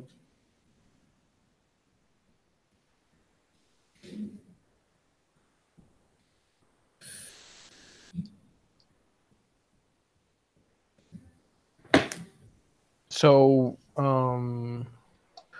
okay, Stephen, you can give us your take on applications in agriculture. The next. Okay, so I worked on a project, right? Can you guys hear me? Yes. Okay, so there is a current project that is going on that Microsoft is doing now on agriculture, right? They are trying to do things like faster crop analysis, soil analysis. Now think about this thing. Imagine that you are a farmer, right? And then you're not a botanist, but you're a farmer, right? But sometimes maybe you came to your farm and then you saw that your farm is now what is the word now? It's now probably maybe some moats around it, but you can't figure out exactly what that is. So what happens is that you can use deep learning, artificial intelligence to do faster diagnosis. Just pass your camera over the anomaly or the disease of the crop. Based on what you've built and your model, it could tell you, okay, that's Newcastle disease. Or let me talk about soil analysis right now. Like in countries like the US now, they are doing things known as vertical farming, right? Adele, have you heard of that before? Vertical farming. Have you heard of that? Okay, all right. Go on. Okay, so vertical farming is like they're trying to be able to using artificial intelligence and robotics to make farming more efficient. So things like soil analysis is done. Like you could actually take a shot of your soil that you want to plant on, and it will tell you, I think that broccoli would thrive more here, right? So the thing is,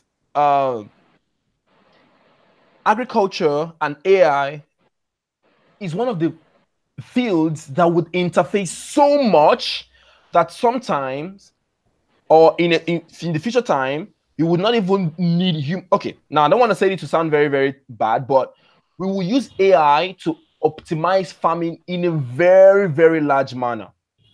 Yes, in a very large manner. And now things like robotics. Now, people always ask these questions. Is artificial intelligence robotics? Thank you. Yeah.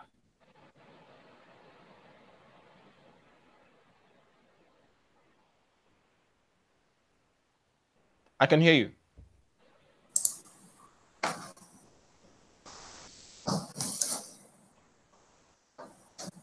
Oh. Hello? All right, thank you. So Zenvos agriculture, an AI-based. So what Zenvos does is that. Fantastic. Thank God you're here. Fantastic. So I wanted your take on AI in agriculture. Myself? Can you hear me? Yes, I can hear you. Yeah. Yeah, you wanted my take on AI in agriculture? Did you exactly? Okay. Yes. So the development in agriculture in the recent times, you would notice that I was fortunate to listen to someone that was speaking recently, and they were talking about the recent advancement in agriculture, like they call it indoor cropping or indoor growing or parallel.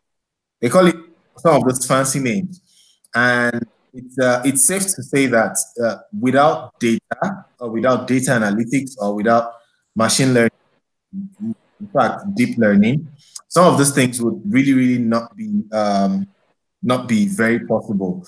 And I was just, as a person was making his presentation, I was just relating it directly to what Professor Ikeke was saying last year during the data science bootcamp and events last year. And that was to say that a lot of those things that people are doing in agriculture today, we get data on the regular farms that we have, the rain, environment, a lot of things that are happening from the process of before planting the crops and then to harvesting and observing the yield. We collect a whole lot of data on these crops, and at the end of the day, sometimes there are some crops that, okay, let's say for example, and I'll make this one a very, very simple example that most people can relate with. There are some people that are diabetic. Are you hearing me?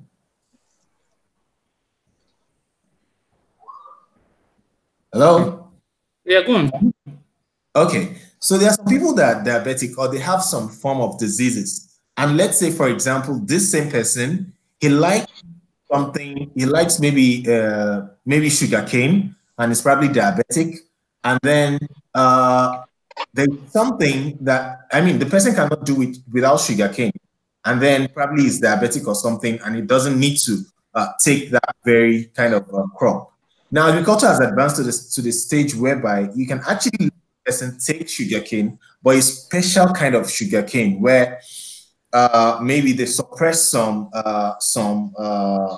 components of this particular crop. Hello. Yeah, go Hello? on, please.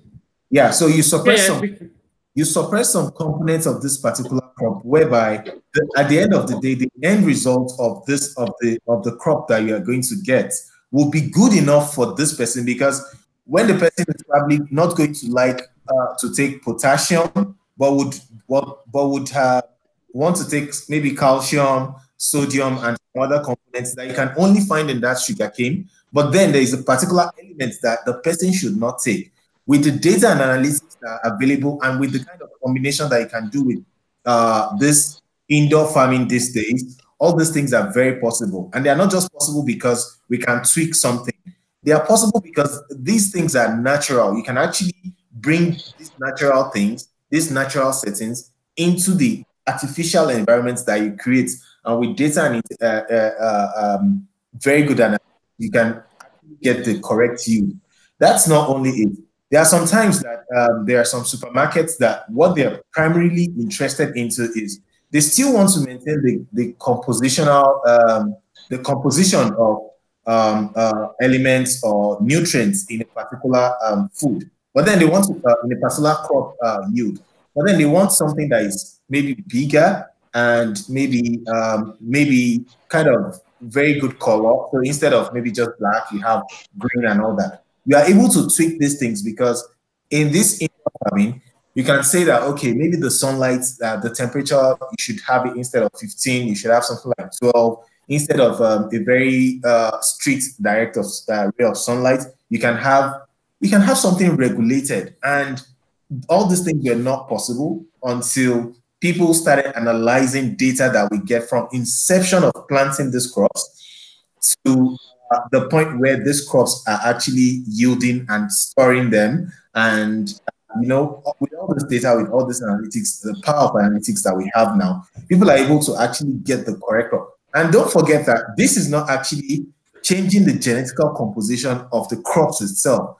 The crop is still in its natural, the yields are still in their natural form, because they are still getting the normal natural resources that they should have. However, because of the analytics that we have now, based on the data that we've been able to pull together from all these croppings that we've been plantings that we've been doing over the years, we are able to understand that there are some times that if there's something that a crop needs at a particular quantity within a particular range of time of growth of some plants, at the end of the day, you are actually going to get the exact kind of yields that you want.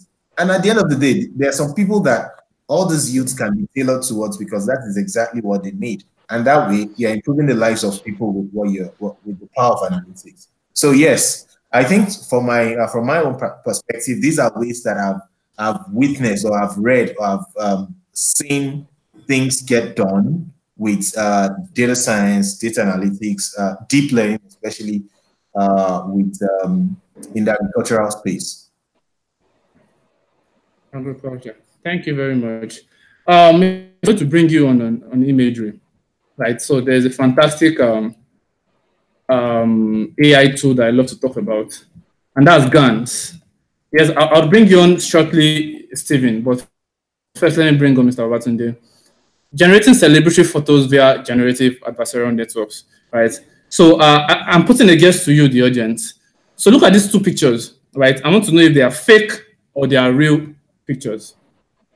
I'll get your opinions in the chat box, but I want to know what you think about these two pictures. Are they fake or are they real pictures? Are they fake pictures? Look at this, very beautiful lady, and look at the very handsome guy. Does it look like it's fake? Is it a real picture? One guess before I go on. Myself? this is even for the audience. Okay. Hello, Mr. Babatunde, are you there? Yeah, I'm here. I'm here. Oh, okay, fantastic. Well, they look real. They aren't real. They are completely fake, right? So this is what generative adversarial network does. So you train the computer with images of real people, all right? Real-looking people like you and I. In the course of our program, we are bringing John Olafenwa and his brother Muzola Fenwa. So they are going to do a live session. They have an AI library that they wrote that is built on PyTorch. PyTorch was built by Google. So they have their library. Yeah, their library has a GANs part of it where they will take your pictures and they will train the computer with your picture, and then the computer will generate new pictures. So basically, this is very applicable in healthcare in the sense that I can take the structure of say 100 HIV drugs, right, and I can train the computer with those pictures, and then the computer generates. I could tell the computer to generate 20 more pictures of possible HIV drugs that we could use in the future. Mr. Babatunde, I want you to give me your opinion on the importance of AI in imaging and in healthcare. Okay. So for AI in imagery and in healthcare, there are several areas where it can actually be applied. Example is one I gave the other time, where you use AI model for cancer detection. Okay. Sorry. So where you use where you use AI model for cancer detection, how does that really go? It's just you come around, you pick your images, you build a model to understand your image, such that it can tell whether a new scan or a new photographic image coming from maybe X-ray or something, okay, is actually one that contains anomaly.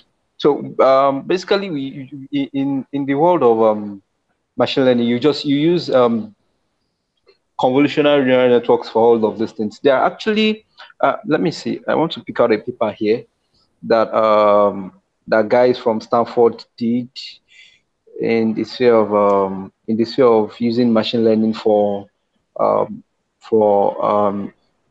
histological data like that. Give me a minute, please.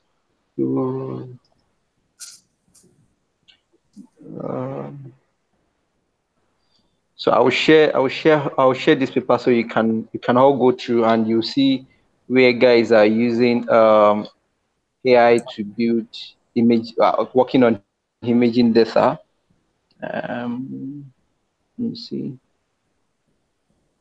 I'll go on and share it when the whole video is done. But you will see guys building artificial intelligence models on retina data, on diabetics data, on X-ray. In fact, there's actually a cargo competition going on right now, but I think it ends in like 3 days. It's actually also on using AI for human protein atlas. So you are trying to use artificial intelligence to try and be able to classify which of the protein is included in a particular scan. So this basically is the level at which deep learning is going, really. Okay, so you basically will it's more of like an artificial intelligent diagnostic agent, basically. So all you have to do is get to your hospital, okay, and maybe put your eye to a particular system, and it tells you whether you have diabetic retinopathy or not, or it tells you whether you have there's one other diabetic stuff that comes up in the eyes again. Okay, another one is diabetic macular edema. So all of these things come by with images, basically. So so that's basically the extent to which imagery and healthcare data has gone when it comes to machine learning. So I will share. Thank you. I'll share the list of some projects these guys did in Stanford. All right, thank you. Yeah. I said PyTorch was built by Google. Sorry, that was a mistake. PyTorch was actually built by Facebook. Stephen, you have a project on cancer drugs, right? I want you to give us an overview on that relating to imagery rather. Thank you. Okay, so guys, I have been the project actually is mainly in pharmacogenomics, right? And one of the places that deep learning is thriving now is in pharmacology and in genomics. All right. Before now, we've been using crude tools. Okay, I pretty much work as a bioinformatics informatician, and before we used tools like Galaxy and whatnot, and of course there are things that is called BioPython. But as machine learning and artificial intelligence started growing, we can now apply deep learning to genomic data. But the problem is, how do you visualize things like drug structure? Like, how do you see it in an imagery form? How do you visualize things like genomes in an image? So there are things known as, there's a tool known as, still on tooling, known as Gene2Vec, right? We use Gene2Vec and we turn genetic data into kind of an image form, and then we are able to I'm probably going to share a link where there's a drug library that has about 72,000 chemical compounds, drug compounds. So he mentioned GANs. So things like style transfer, because it's generative. So you can use GANs. With this, it's okay. First of all, you guys are beginners, so I'm going to just say things in a very exciting manner and not try to be all technical. So we run through this full database of drug structure. We're turning these structures into image form, because the thing about the problem with imagery in AI is that you need to have an image to actually do image detection, right? So you can't really that's why most times it is new to start, kind of like new to use structured data in deep learning. It works, but it wasn't what neural networks was used for. But now it's possible if you have huge data. So we turn these drug structures into image. Then we try to do what they call modeling. We look at the genome makeup of a particular disease structure, and then we cross-match.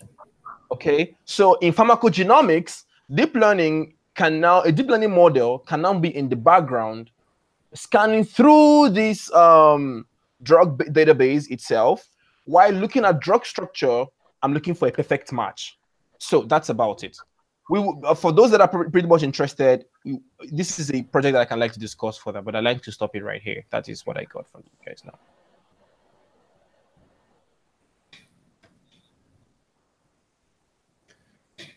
All right. Thank you very much, Stephen. Move on to the application of AI in transportation.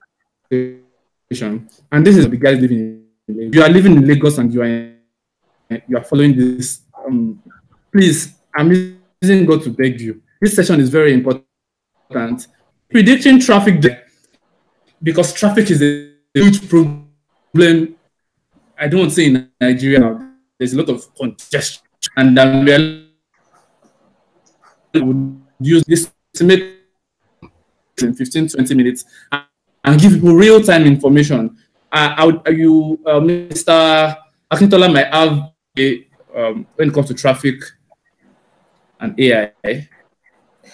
Do you? Actually, when you mentioned traffic, I knew you were going to. Hello? Hello? Hello? Yeah? Yeah. So when you mentioned traffic, when you mentioned Lagos, something like that came to my mind. It's really something that I actually wanted to work on before. And it was a passionate problem for me. There was a time I was trying to set up a meeting with someone on the island. I was on the mainland. I was going to set up that meeting, and it was like maybe 2 weeks, in 2 weeks' time. I was like, okay, how do I even know that this on this day there wouldn't be traffic? And what are the things that I needed? I mean, those thoughts didn't really come to so much deliberation until I left the country. But then I didn't really leave it like totally. But when I got here, I actually was speaking with some guys in GDG here. I mean, Google Developer Group here in Lisbon. That this is the project that I'm interested in, and it's something that I really like to do. And I made my city as an example, like City of Lagos. It's crazy when it comes to traffic, like you just can't say. And now I want to. It's something that I really like to do. If I want to put in a calendar for maybe the next 2 weeks, is it possible for me to get some data on maybe Google traffic, what's it called, Google Map, and all this imagery? If there's any way I could lay my hands, this is the kind of problem that I want to do as a side project. And then yes, the answer that I got was some of this data I mean, Google don't publish them, so I mean, it's proprietary to Google, and they are, what's it called? So, I mean, these are the kind of things that I wanted to lay my hands on. It's a very, very good project, but you need some very, very seriously, because if you don't have a very good data, it's either you go to Bing, which have all this imagery, or you go to Google, which everybody kind of uses like most often, to get some of this input data. Input is quite very, very good. And you're not just going to need like 1 month or 2 months of data. You're going to need like years of data, because some of our traffic in Lagos are seasonal. That's one thing I noticed. Our traffic in Lagos might be seasonal, like towards this time of the year. Some people might have traveled for holidays, and then you would also need to know how do we have traffic during the year preceding elections? Like, do people really stay in the country for so long? And then if you have events, I mean, what I'm trying to say is a lot of this are going to this. And I mean, it's an interesting thing that I don't think anybody has been able to scratch, especially we, that it affects so much. If anybody has been able to scratch the surface of solving. So if you ask me, I would say it's a very good challenge. I've thought about it once, but sometimes some commitments might take over. So I'm happy if I really have a good data, I mean, sensible data to work with, other than heuristics and surface information. You're going to need a lot of data in terms of traffic data, even sentiment analysis of things that are going on. One thing we can also start with in that area is some of those things that Giddy traffic like almost every time when people are moving from one place to the other. But then it also goes into the imagery, the season. For example, what you have in January, what you have when students are on vacation is quite different from what you have when students are not on vacation. And you know, all these things, you need to find a way of pulling the data all together and probably find a solution. And like I said, I'm happy to collaborate if I see someone having data that is workable with. Thank you very much. We move on to security, right? And there's a part of the applications of AI and security that caught my interest. Identifying China. China has data sets of all of their citizens, so they can easily identify people. Identify agent-based modeling in defense, to fraud detection using machine learning. I think this is like commonplace in the fintech industry right now. Guys are using machine learning models to detect fraud. Probably our future programs we could have something on anomaly detection, which is a very important part of machine learning. But this part caught my interest, right? Using machine learning to spot counterfeit products. If there is any part of issues with counterfeit products, particularly drugs, it's Nigeria, and then Africa. Can we use machine learning counterfeit drugs? I'll just Mr. Babatunde, to lead that part of the discussion. Okay. When it comes to counterfeit drugs as a way, okay. So what you need is the data that will help you spot whether a particular stuff is a counterfeit. Most times, I think in this sphere really, image can actually work. Okay. So basically, you have let's say you have a trademark or a stamp on a particular drug, such that when you're passing through your distribution, it flags it. So or maybe there's an application or something such that when you buy a drug, all you have to do is just scan that particular stuff, and you know whether it's actually a fake or an original drug. And this can be done with your normal image recognition approach. So say for example, okay, so we did something back. Now this is not into counterfeit now, but it's more into face recognition. Okay, so where we are able to say, okay, based on some features coming out of your face, then we can match two features together and know that, okay, this person resembles this and this person resembles it. This same application can actually be transported, because it's usually the same technique at the end of the day. So you can say we are bringing this approach into images of maybe a stamp on a particular drug. So just get out the features out of this drug, and you can compare with the original and ensure that, okay, it's actually a real one or a counterfeit one. So it's a very awesome place to actually play around. Okay, and like I always say, it boils down to the data first. Once you know the problem is the counterfeit drugs, right? Okay, so how do we get the data that shows us that these are counterfeit, these are good drugs? Or how do we generate a particular signature for good drugs, such that whenever we compare that signature, we are always good? And you develop a machine learning model to be able to understand those signatures. That's how it literally work. Okay, so that's Very much, Mr. Babatunde. Let's move on to marketing and then go on to medicine and then discussion and then end this session. Stephen, do you have something to say? Hi, Stephen. I think it was me, and I was going to agree totally with what Babatunde has said. Oh, wow, Stephen is mute. I was going to add to what Babatunde just said. The first of it is in its physical form. What are the distinguishing factors? Like you said, and I totally agree, everything is based on data. And then the composition itself, for example, maybe people have been using a certain drug, and then you suspect that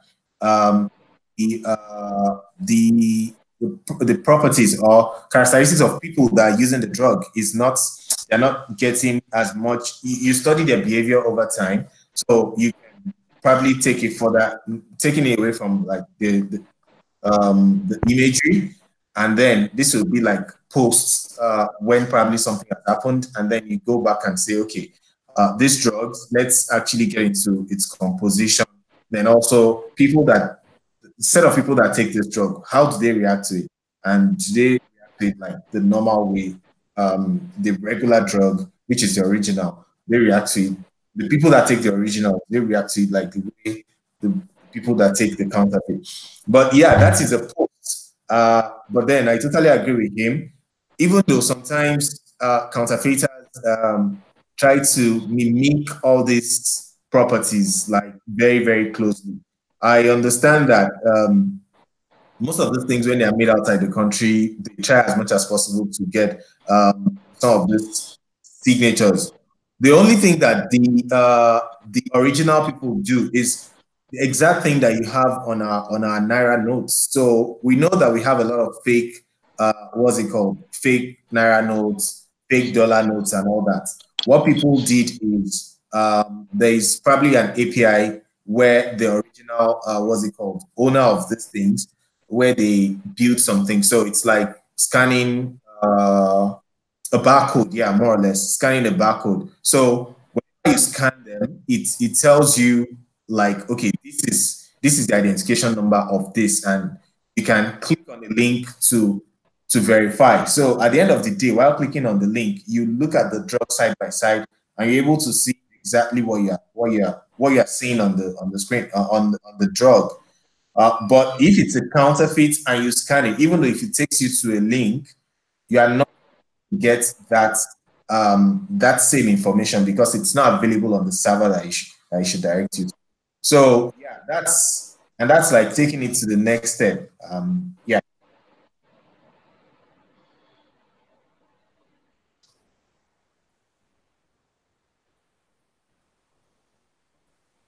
Hello?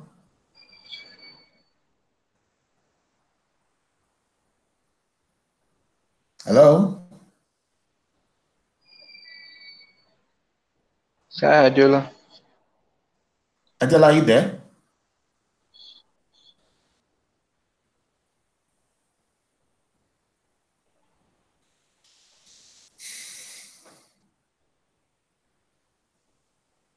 Hello? Yeah. Hello? Yeah. Yeah, Stephen, are you there? Okay, good. Someone asked the question, right? Are guns the future? Did you get that? No, come again, please. Hello? Yeah, we're with you. I'm hearing you. Yes, someone asked the question. I want you to take that question. Yeah, Sanusi Victor asked, it says, are guns the future of gaming? Stephen.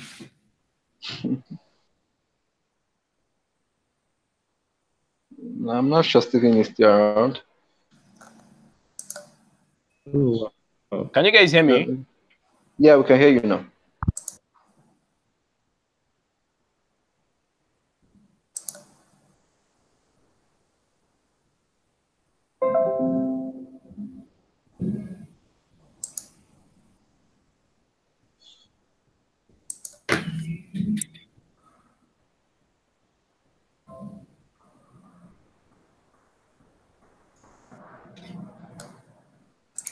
Hello? Hello, Stephen. I can hear you guys. Can you guys hear me? Yeah. Okay, so he asked, are guns... Yes, we can. Are guns the future of gaming, right? Yes.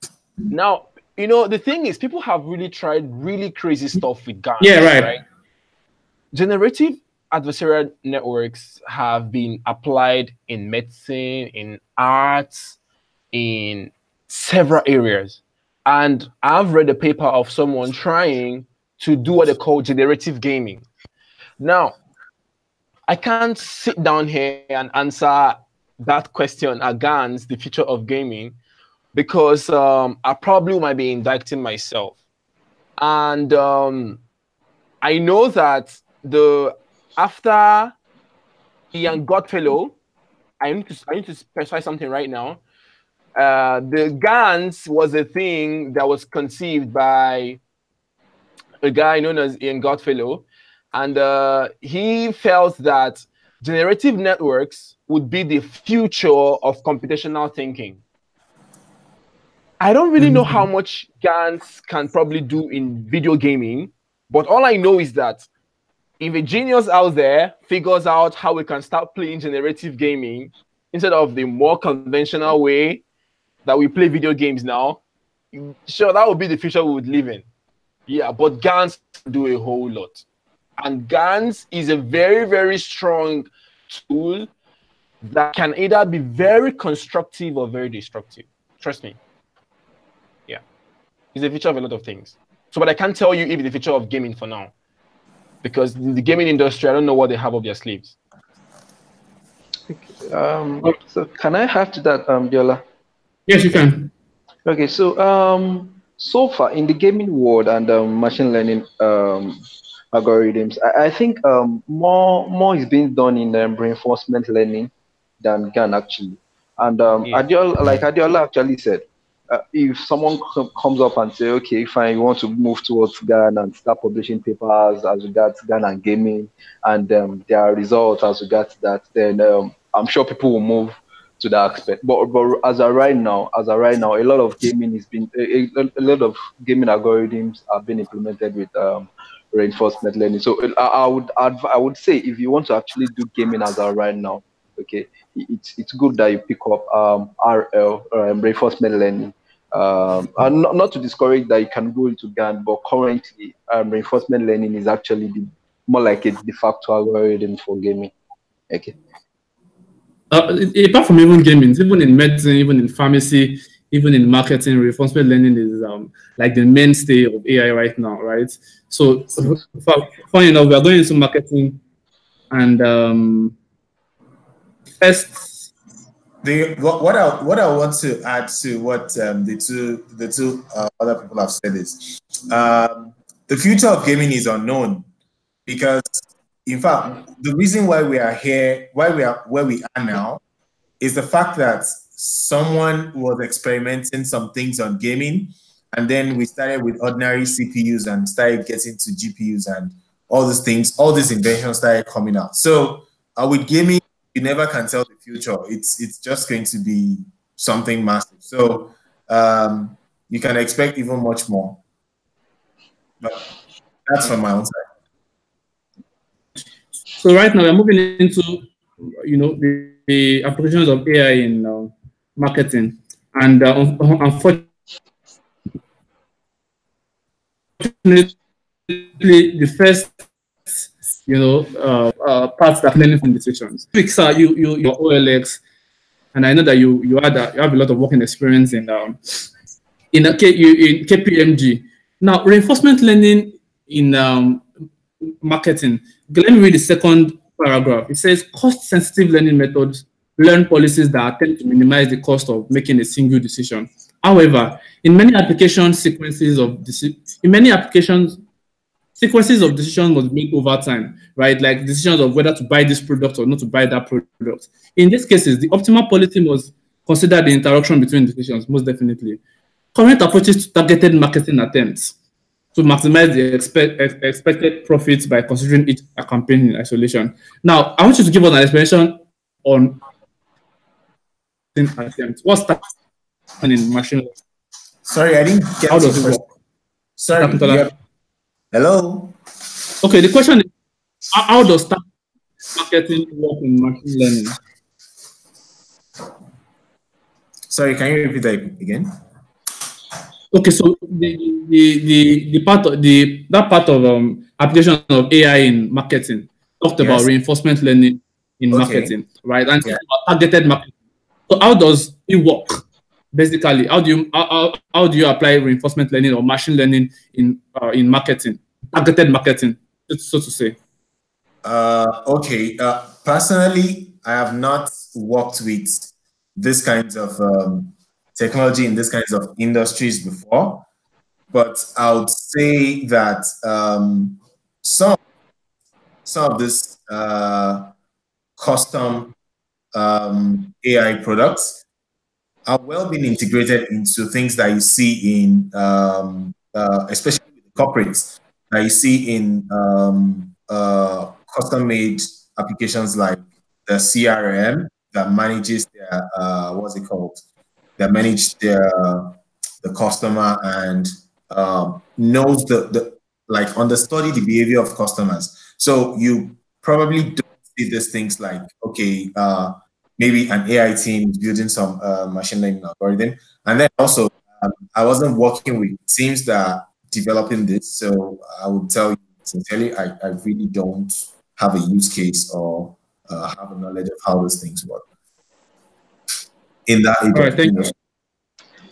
All right, Mr. Babatunde, do you have any? So the use of AI in marketing, actually, I think I'll look at it more in personalized ad, showing personalized ads, actually, where you try to show ads that relates to an individual. I know of an algorithm called multi-ham bandit. Actually, it's an aspect of reinforcement learning. Actually, it's a sub reinforcement learning algorithm. So it's actually being used where you try to automatically serve ads that will be relative to that individual based on frequency at which they try to interact with those things. So you try to optimize what to show an individual. So this is one area where I think machine learning has actually been optimized for marketing. Even Facebook, I'm sure Facebook uses a lot of this optimizing to show feeds that are quite relevant to an individual. So that's it. And I think it's usually a form of marketing too, anyway.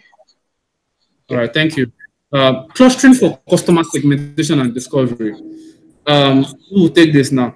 I did a job for someone about a few months ago, and this part says not all customers are the same. So basically, if you have a company, hospital, just any company that has customers and they buy your products, you have to know that not all your customers are the same. And then there's an unsupervised machine learning algorithm that can help you to segment your customers, just so that you can target your ads and your offerings towards them in their different ways. So, for example, you could segment your customers into people in different socioeconomic classes. You could segment them based on marriage. You could segment them based on demographics. You could segment them based on religion, because the people in different religions will react differently to different offerings. Basically, you could segment your customers into different groups. We'll move into health, but I don't know if anyone has anything on customer segmentation. Hello? Anyone? Can you guys hear me? Yeah? Yeah, we can. Yeah. So customer segmentation is one of the first things that, okay, let me talk software engineering first before I talk about AI. If you guys notice something, that's what we call in design pattern, that's what we call observables, right? Observable patterns are the things that when you're structuring a software, you kind of like, if you've used Coursera or some software, they'll ask you the things that you're interested in. They ask you those questions because they want to observe the things that you are interested in. Because clustering, putting customers in units allows for proper optimization of need, right? That is why most times you get questions like, if you select something from Amazon store, you'd see customers that bought this also bought this, because collaborative filtering starts from customer segmentation. Like, segmenting customers, putting them in clusters allows you to understand how they think, what they want, how do you meet their need, how can you optimize their need, how do you socially engineer a customer. Now, this sounds really, really scary, but social engineering is one of the top-notch things done in marketing. Understanding a customer and how to properly engineer a customer without losing them. So I think that marketing has one huge application in artificial intelligence, and you must, even if someone asked a question once upon a time, he said, I'm building a product, but I've not had users. How do I know how to segment my customers? There are patterns that you can design on development that allows you to segment the customer based on interest. And by them, you start targeting them based on their interest. Okay, I think I'm going to stop right here. Okay, I agree with what you said. It's very, very important, especially on customer segmentation. I just spent some few weeks at OS, and one of the first tasks that I got was to make a segmentation of their customers based on some of the questions that they've answered before now. And there are some times that we send out marketing emails to customers, and at the end of the day, some of them say, "Oh, well, I don't like to receive this kind of information." So, based on that kind of information, in the next couple of emails, the kind of offer that you send to them, and also at the time that we are reviewing all these responses and their activities over time, we know what more these customers want.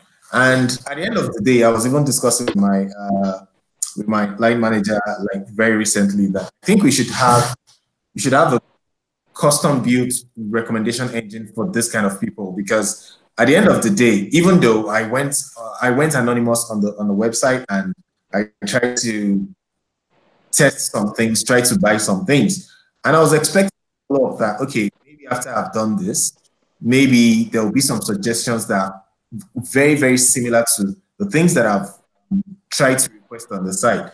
But I didn't see that. So it's really one of the driving factors that kind of drive sales and help you to understand what people want more. And yeah, there's a whole lot to explore in that area.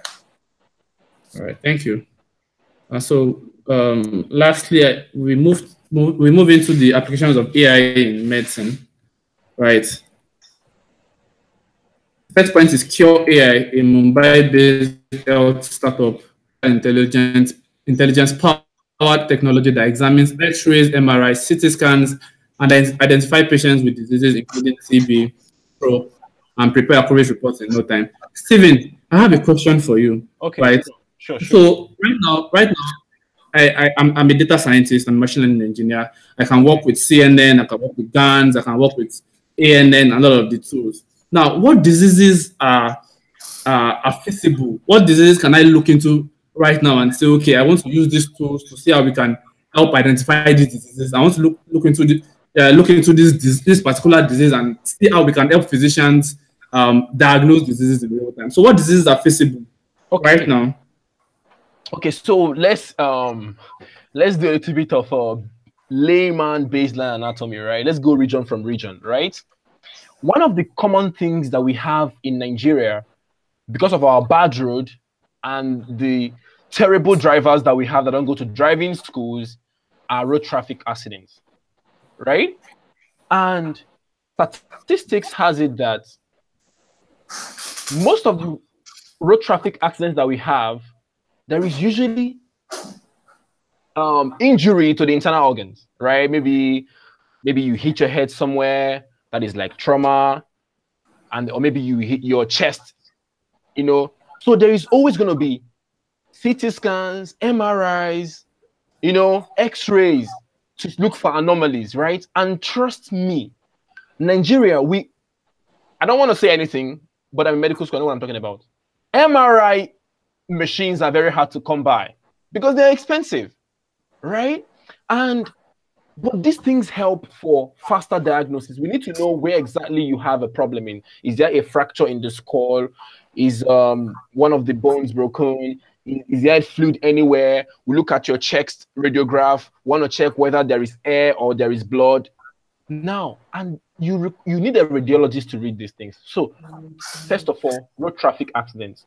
We're checking for things known as cerebrovascular accidents.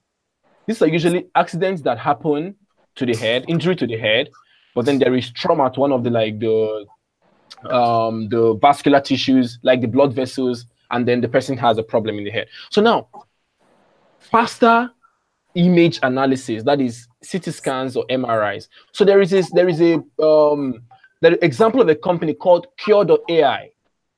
That is QURE.ai. These guys have been using artificial intelligence since 2016 to diagnose for computer imaging of medical diseases. Example of also Retina.ai. Now you mentioned Dr. Stephen Gabriel. Now, diabetic retinopathy is usually one of the complications of, that is, they call it microvascular complications of diabetes. And you know, you wouldn't even know when the person comes, puts an eye on the ophthalmoscope, you might not be able to elicit it. But when an image of the eye is taken, you can design models to quickly detect that this person has diabetic retinopathy. And considering that such engines have been trained with thousands and thousands of images, so it's really, really hard to miss. So how does AI help in healthcare, for instance? One, you give doctors and healthcare practitioners second opinion. You know, people ask questions like, would AI replace doctors entirely? Well, the only thing I'm always thinking of augmentation, right? I'm always thinking of how does this augment a doctor's practice? Another example again is tuberculosis. So when someone has tuberculosis, there's usually the type of sputum produced. There's usually the sound of the type of cough sound made. Now, a company in India built an engine that when you cough, it transforms your sound wave into images and then runs an image analysis on those things to tell whether you have tuberculosis or not. Now, that is amazing. So can you just, now imagine that you might not have to do the whole MCS thing, microscopic culture and sensitivity test to know if someone has tuberculosis. Someone can just come talk into a computer and then we will tell. So now, to answer this question in a holistic way, healthcare, like almost all diseases, has application in AI. The other time, a hospital in Spain did a work. They used the socioeconomic data and demographic data to diagnose dental caries. Now, I'm training as a full-blown dental surgeon, right? How does this help me? Now, it means that someone can come and we can say, do you eat this? We ask a series of questions, and then we can now say, you have dental caries. That's amazing. And then we'll check, and then we'll say that you have dental caries. So to not overblow this thing and then go really like far to HIV, to cancer. I'm working on a project called cyber oncology, which I can't really share, but to cancer, to malignancies, inflammation, all of it.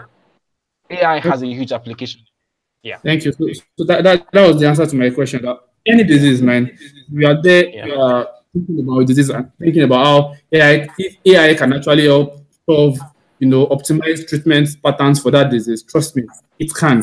Mr. Adekunle needs to go, but before he goes, I want him to chip in one or two on the machine learning in drug discovery or drug manufacturing. Mr. Adekunle, are you there?